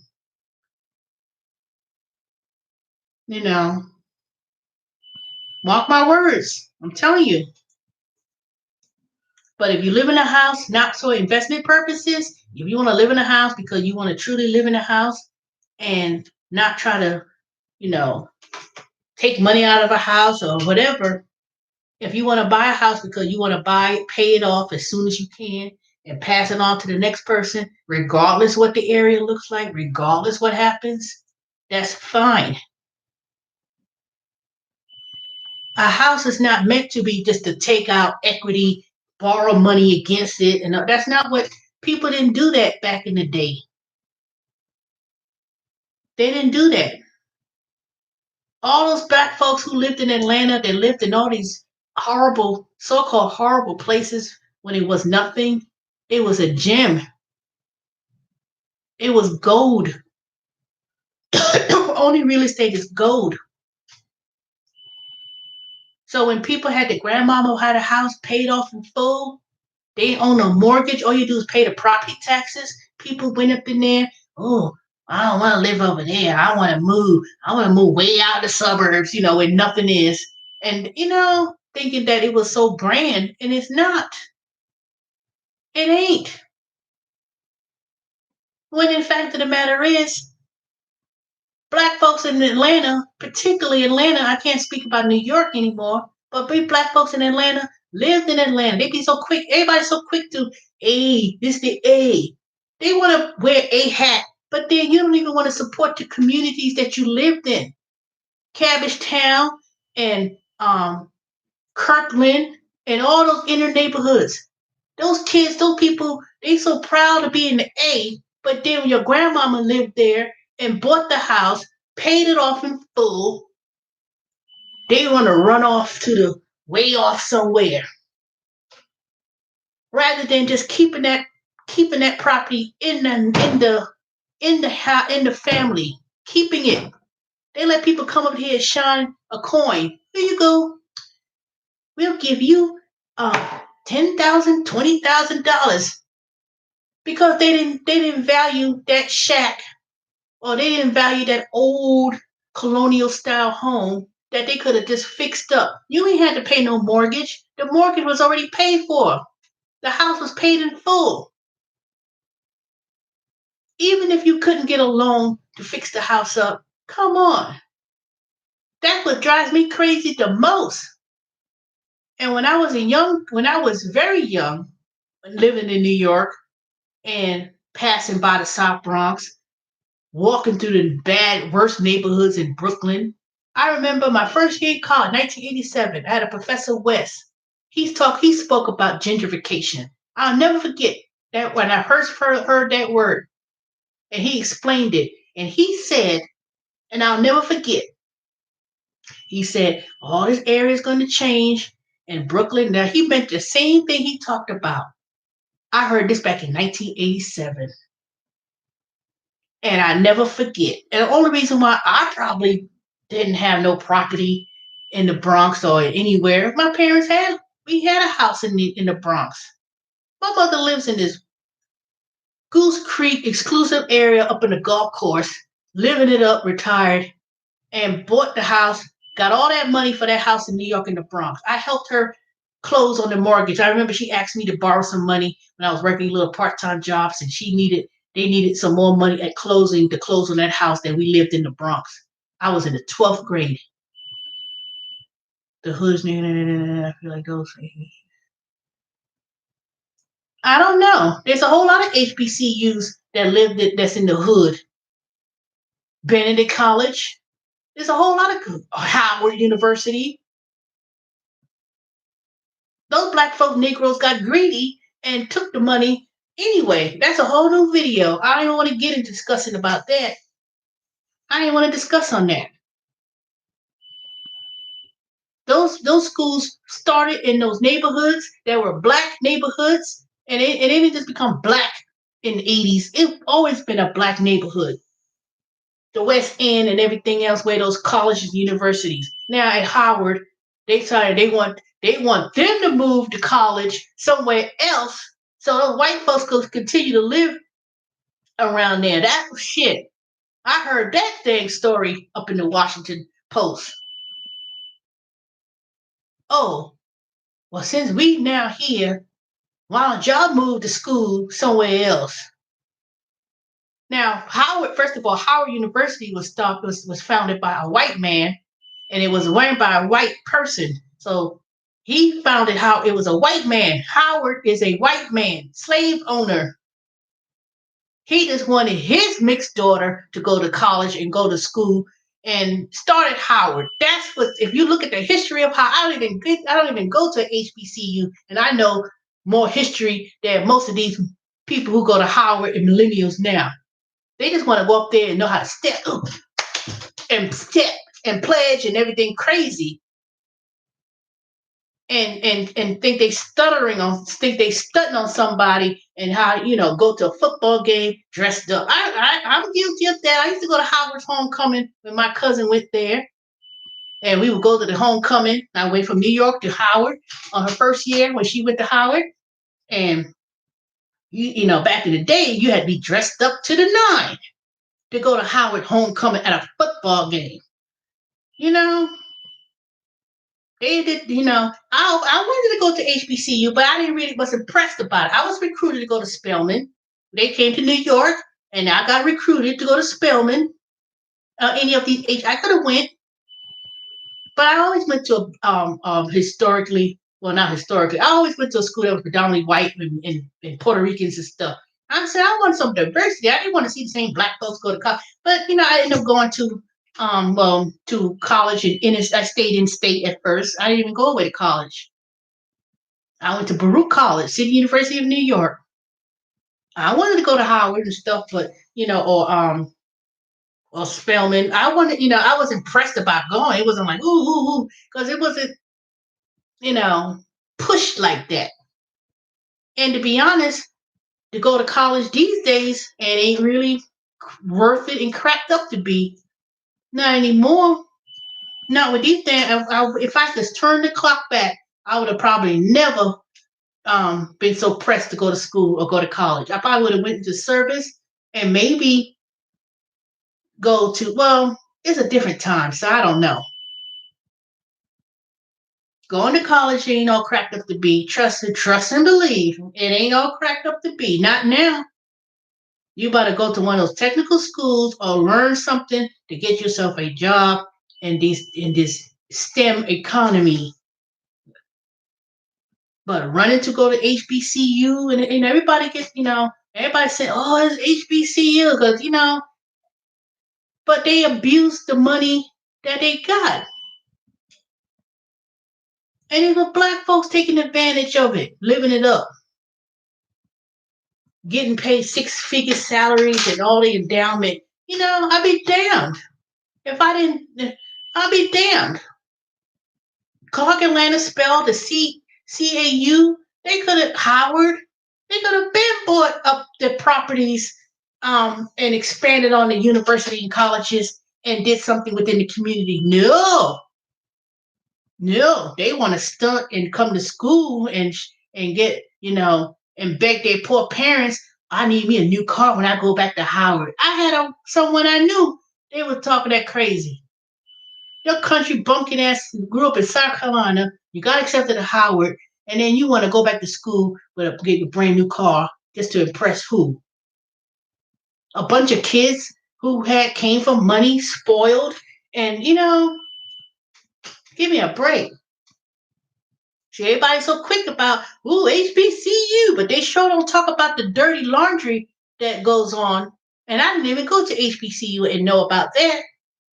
Man, fuck Howard, fuck all these HBCUs or whatever. They did nothing for black folks.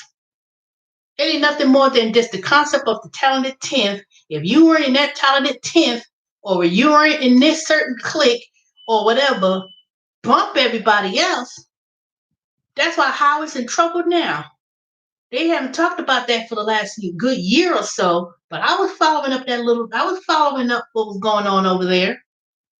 If I was an alumni of Howard, I would be damn disgusted of the BS that was going on. You know, hmm. You better,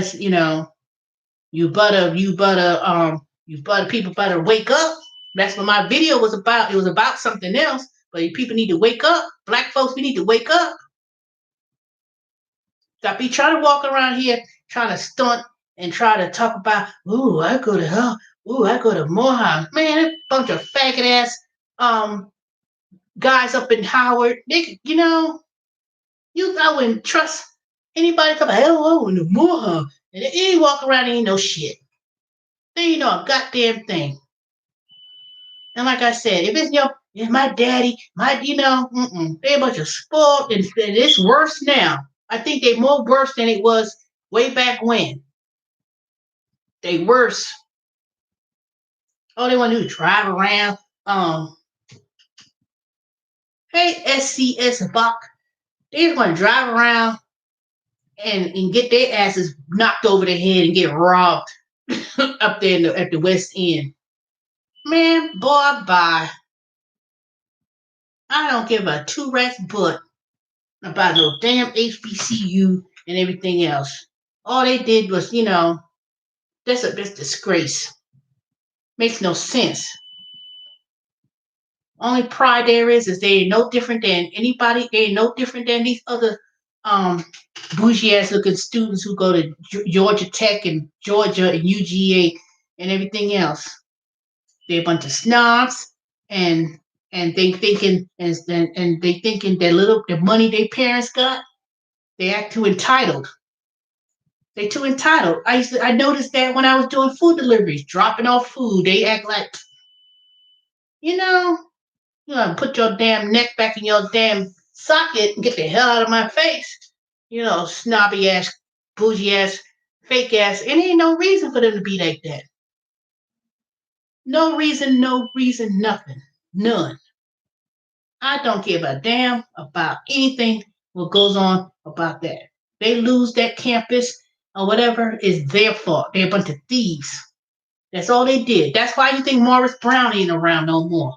Morris Brown, how your school been existed over 100-something years, lose accreditation, went down to 10 Generation X.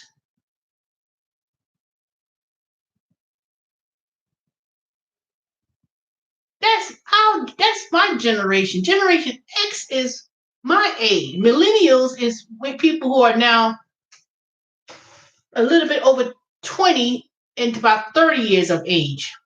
That's millennials.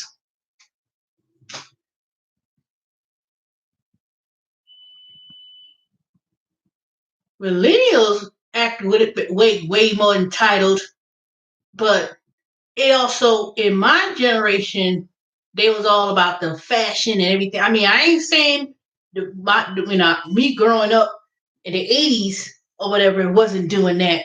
I'm saying when I went to college and I went to Howard to visit my cousin, they were all, we gotta get dressed up for the football game. Oh, and it was all materialistic. They were materialistic. They were materialistic when I was growing up, but millennials, it's like a whole new different mindset. They are a bit more entitled, in my opinion.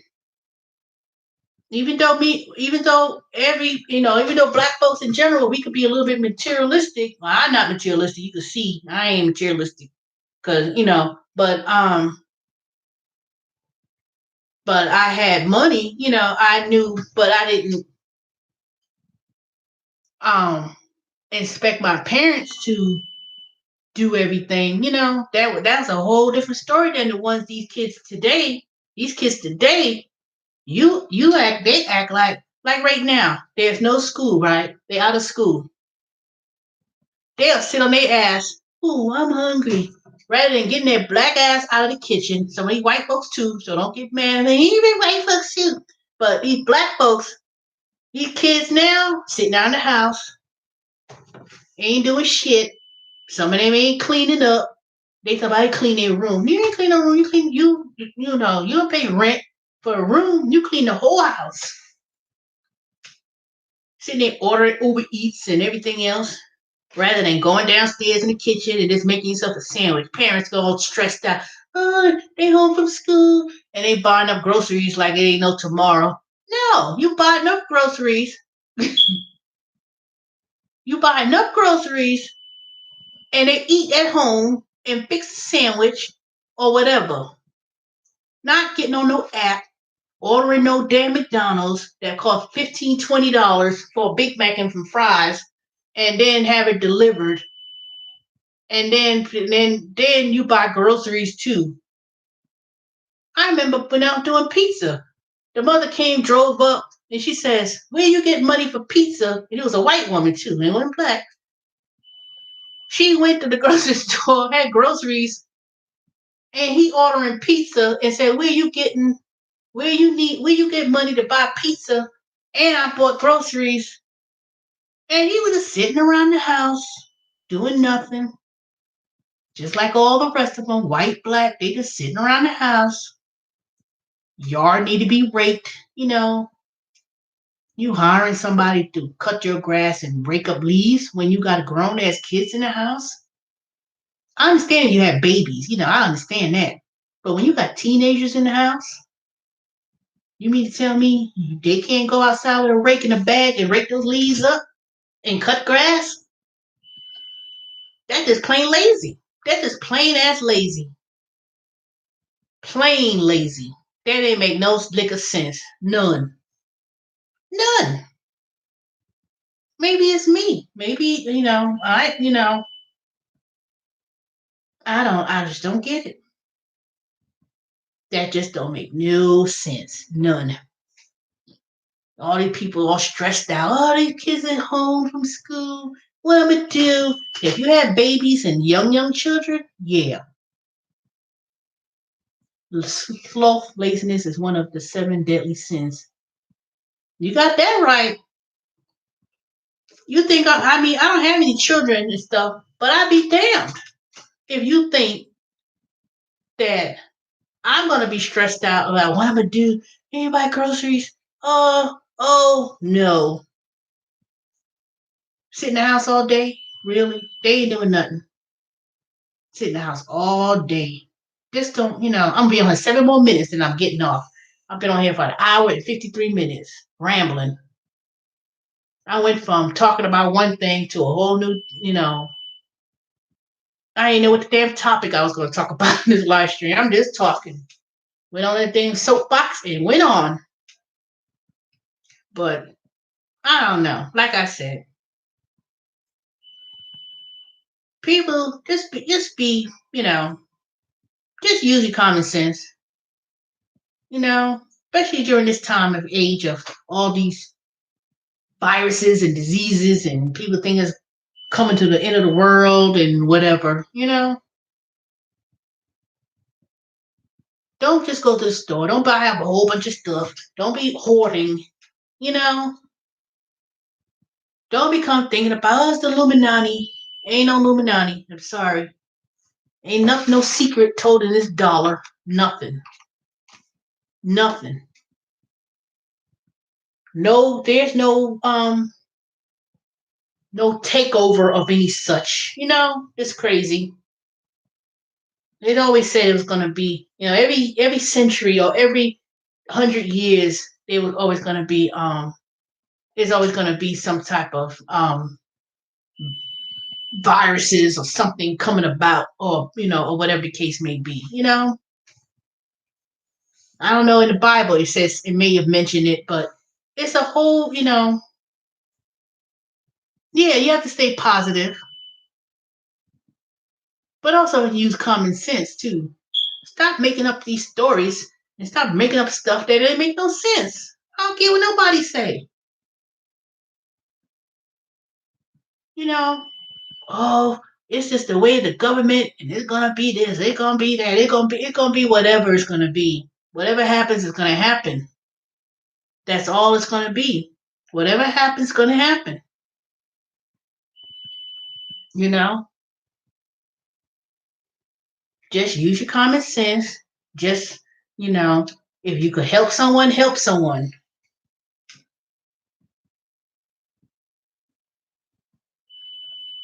That's all that could be. That's all it's gonna be. If they say everybody needs to stay home while they contain to, not spread this virus going on, we have to stay home. You know, you just check on people, check up on, see what. I called my grandmother today. I tried to call her. Ain't nobody answered the phone. So I said, well, I'll call again tomorrow morning, you know, and see how she's doing. My mother's doing fine. The revelation is here. I guess. I don't know.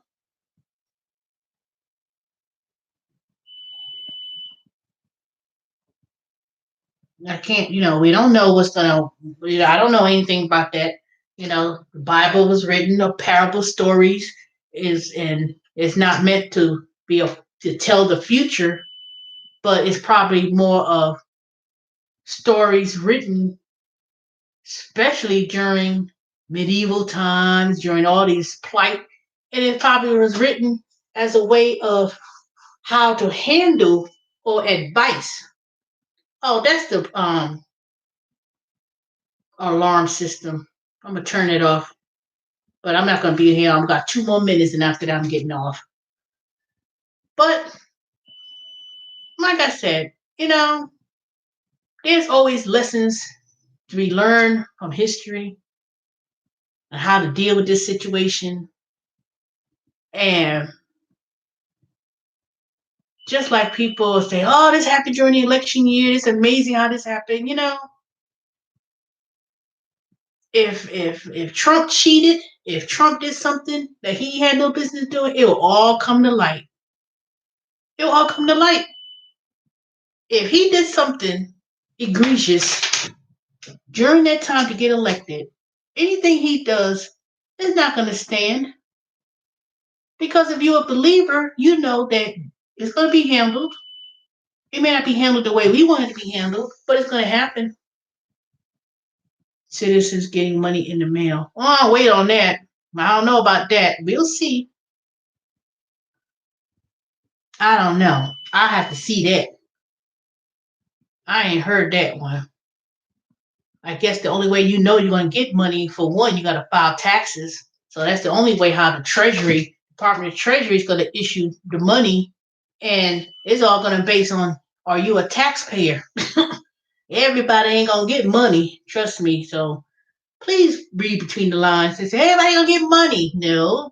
It's probably going to say, people, if you make this amount of income, if you're going to make this amount of money and you file a tax with I'm telling you, everybody don't get money. You don't get money like that. If they give a check, it's going to be a stimulus. It's going to be part of your tax return. They're either going to reduce your taxes by $1,000 or they're going to give you $1,000. That's what they did before. But I'll wait and see. Once I find some verifiable information and how it's done, I'll let y'all know. I'm not saying y'all not telling the truth, but I'm gonna have to see further and not go on no CNN, but I'm gonna go on irs.gov and go to whitehouse.gov and see when they publish it. Then I'm gonna see what's involved in it. It'll be nice to get $1,000, but now if they said $10,000, then I really would be more happy. But 1,000, I'm gonna put that thing with the other $1,000 as an emergency fund. Shoot, that'll pay 1 month mortgage. That's what that will pay. Yeah, too much money being printed. You print too much money, you're just gonna bring inflation, and then you're gonna really escalate into an economic downturn. That's what's gonna happen. If you're gonna print all that money to think you're stimulating the economy, The last time they did that, what happened? Economic collapse. So ain't gonna be, I'm not giving my money to buy no car.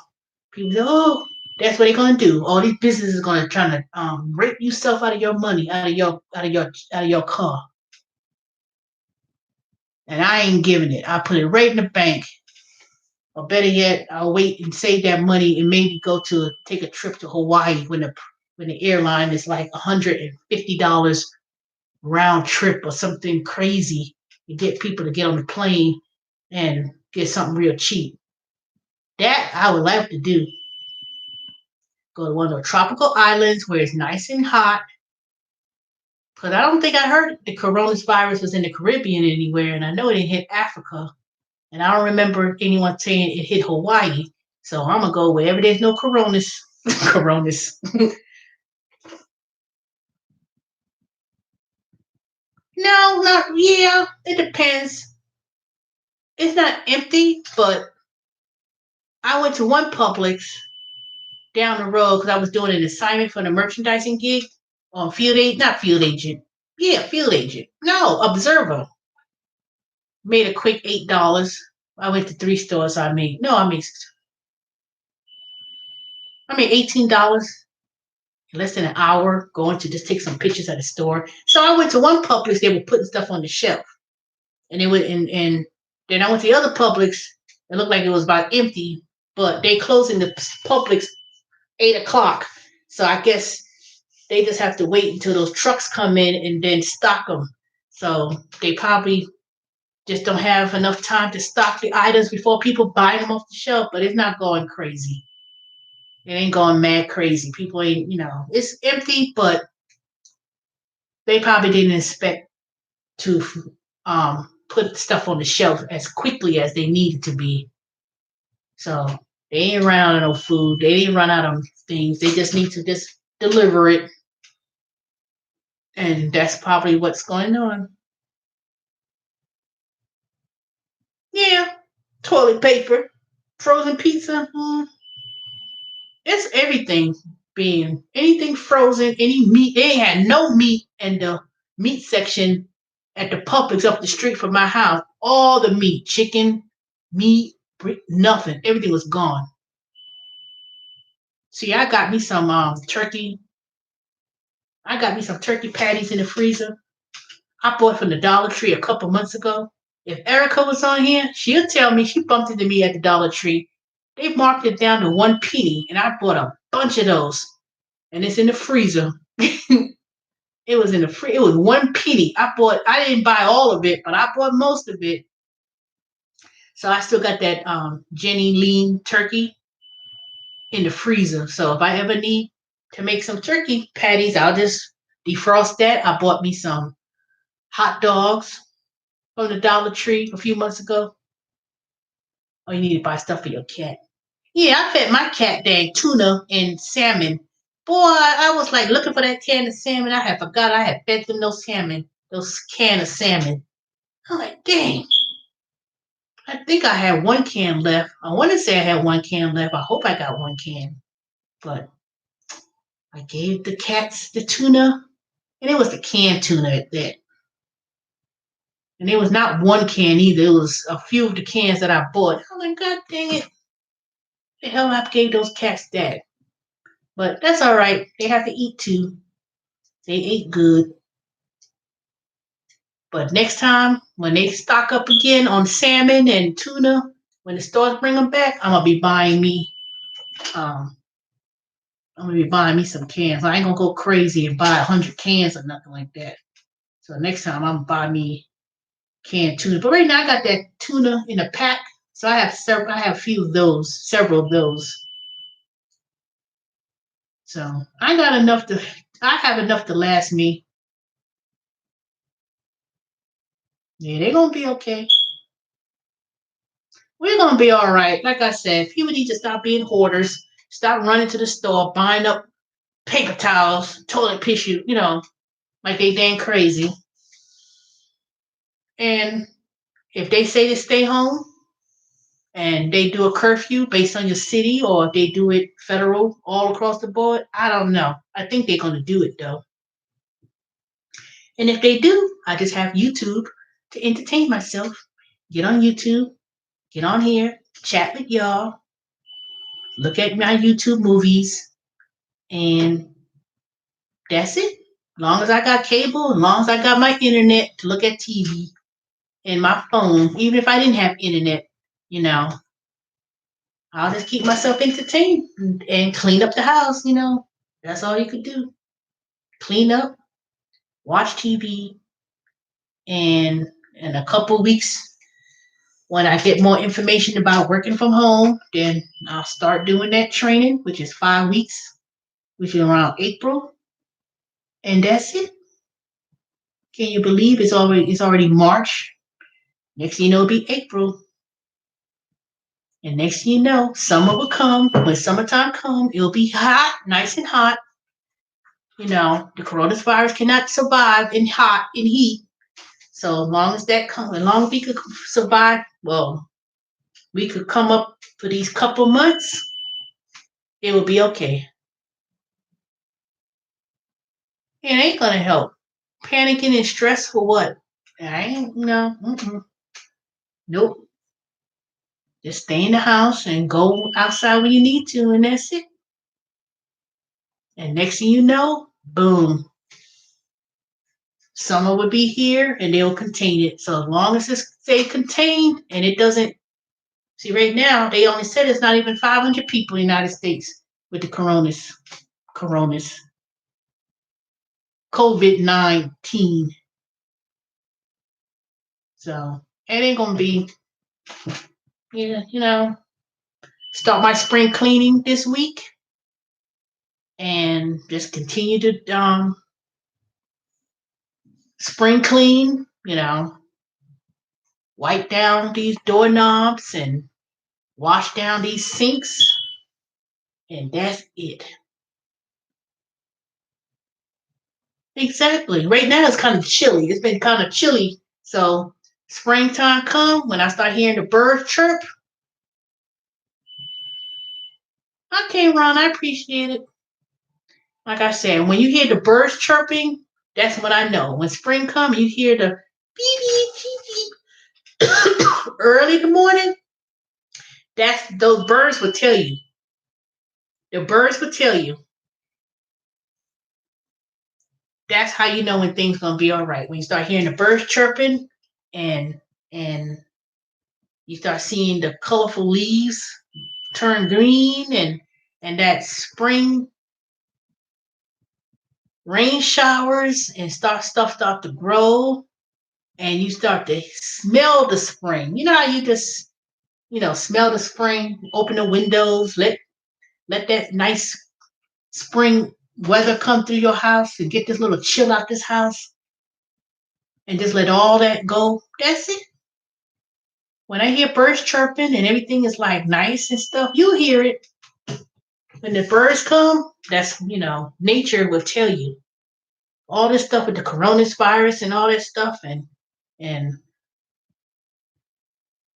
I ain't worried about that. You can wash your car. I do not worry about me telling yellow. I rather that it turns yellow and know that pollen and let things pollinate. When it don't happen, that's something to be concerned about. When things don't pollinate and things don't grow, I don't care about no car. I got a white car too. What am I gonna do? All I could do is wash that thing off with the hose, or go to the dry washer and wash it off. I don't worry about that. That's pollination. That's part of nature. That's part of God. Pollinate. Nah. Trust me. When things don't pollinate, and spring come and it don't change, I'll be really concerned. That's when I really would be like, something ain't right. So that's just me. I know you're kidding though, but you have to look at it like that. If you got pollen issues, if you're allergic, stay in the house. Stay in the house. You know, I lived in New York all my life. Well, I lived in New York and other places, and I ain't never experienced no dang sinus issues and stuff. Yeah, I probably sneeze here and there, but just put your sunglasses on, put your hat, and wrap yourself with a handkerchief. If you got pollen issues, just put that handkerchief. You ain't gotta buy no mask. You ain't got no mask. You better find one of those handkerchiefs or a scarf and just put it around your face. I ain't got time to be trying to find no mask and stuff. If I had allergies, I'll put me a handkerchief or a scarf and just cover my nose and wear sunglasses and wear a hat when I go outside. And then if pollen is on you, you take off your clothes, shake it out, and shake it out, and that's it. That is it. Pollen, everybody getting allergies and stuff with their eyes. You have to wear sunglasses so it won't get into your eyelids. I have long eyelashes, natural eyelashes. And trust me, I could feel when something is coming on my eyelashes, and it'll be, and I said, let me just wear some sunglasses so all the pollen and stuff won't go on my eyelash and it won't go in my eyes. It won't go in your nose. And shake out your hair, because, pollen could get in your hair. So that's why people getting all these allergy problems. Cover your hair, wear sunglasses, wear a handkerchief, or put a little scarf. If you got problems breathing, then just go about your business and go home. If you want to stay inside, I'm just going to stay inside, look at TV. No, look at YouTube rather. And look at stuff on my phone. And that's it. Anywho, it's 12:12. It is 12:53. I know y'all sick. I know somebody's probably in here saying, I'm sick of that dang alarm going off and that beeping noise. So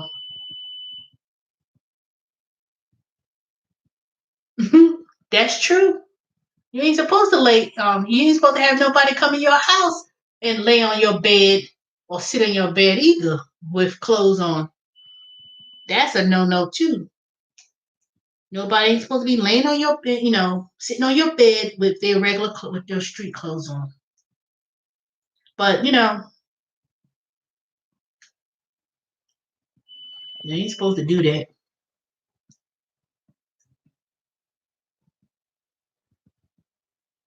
You're not supposed to stay on. You're not supposed to sit on nobody's bed because say I used to live in a studio apartments and stuff.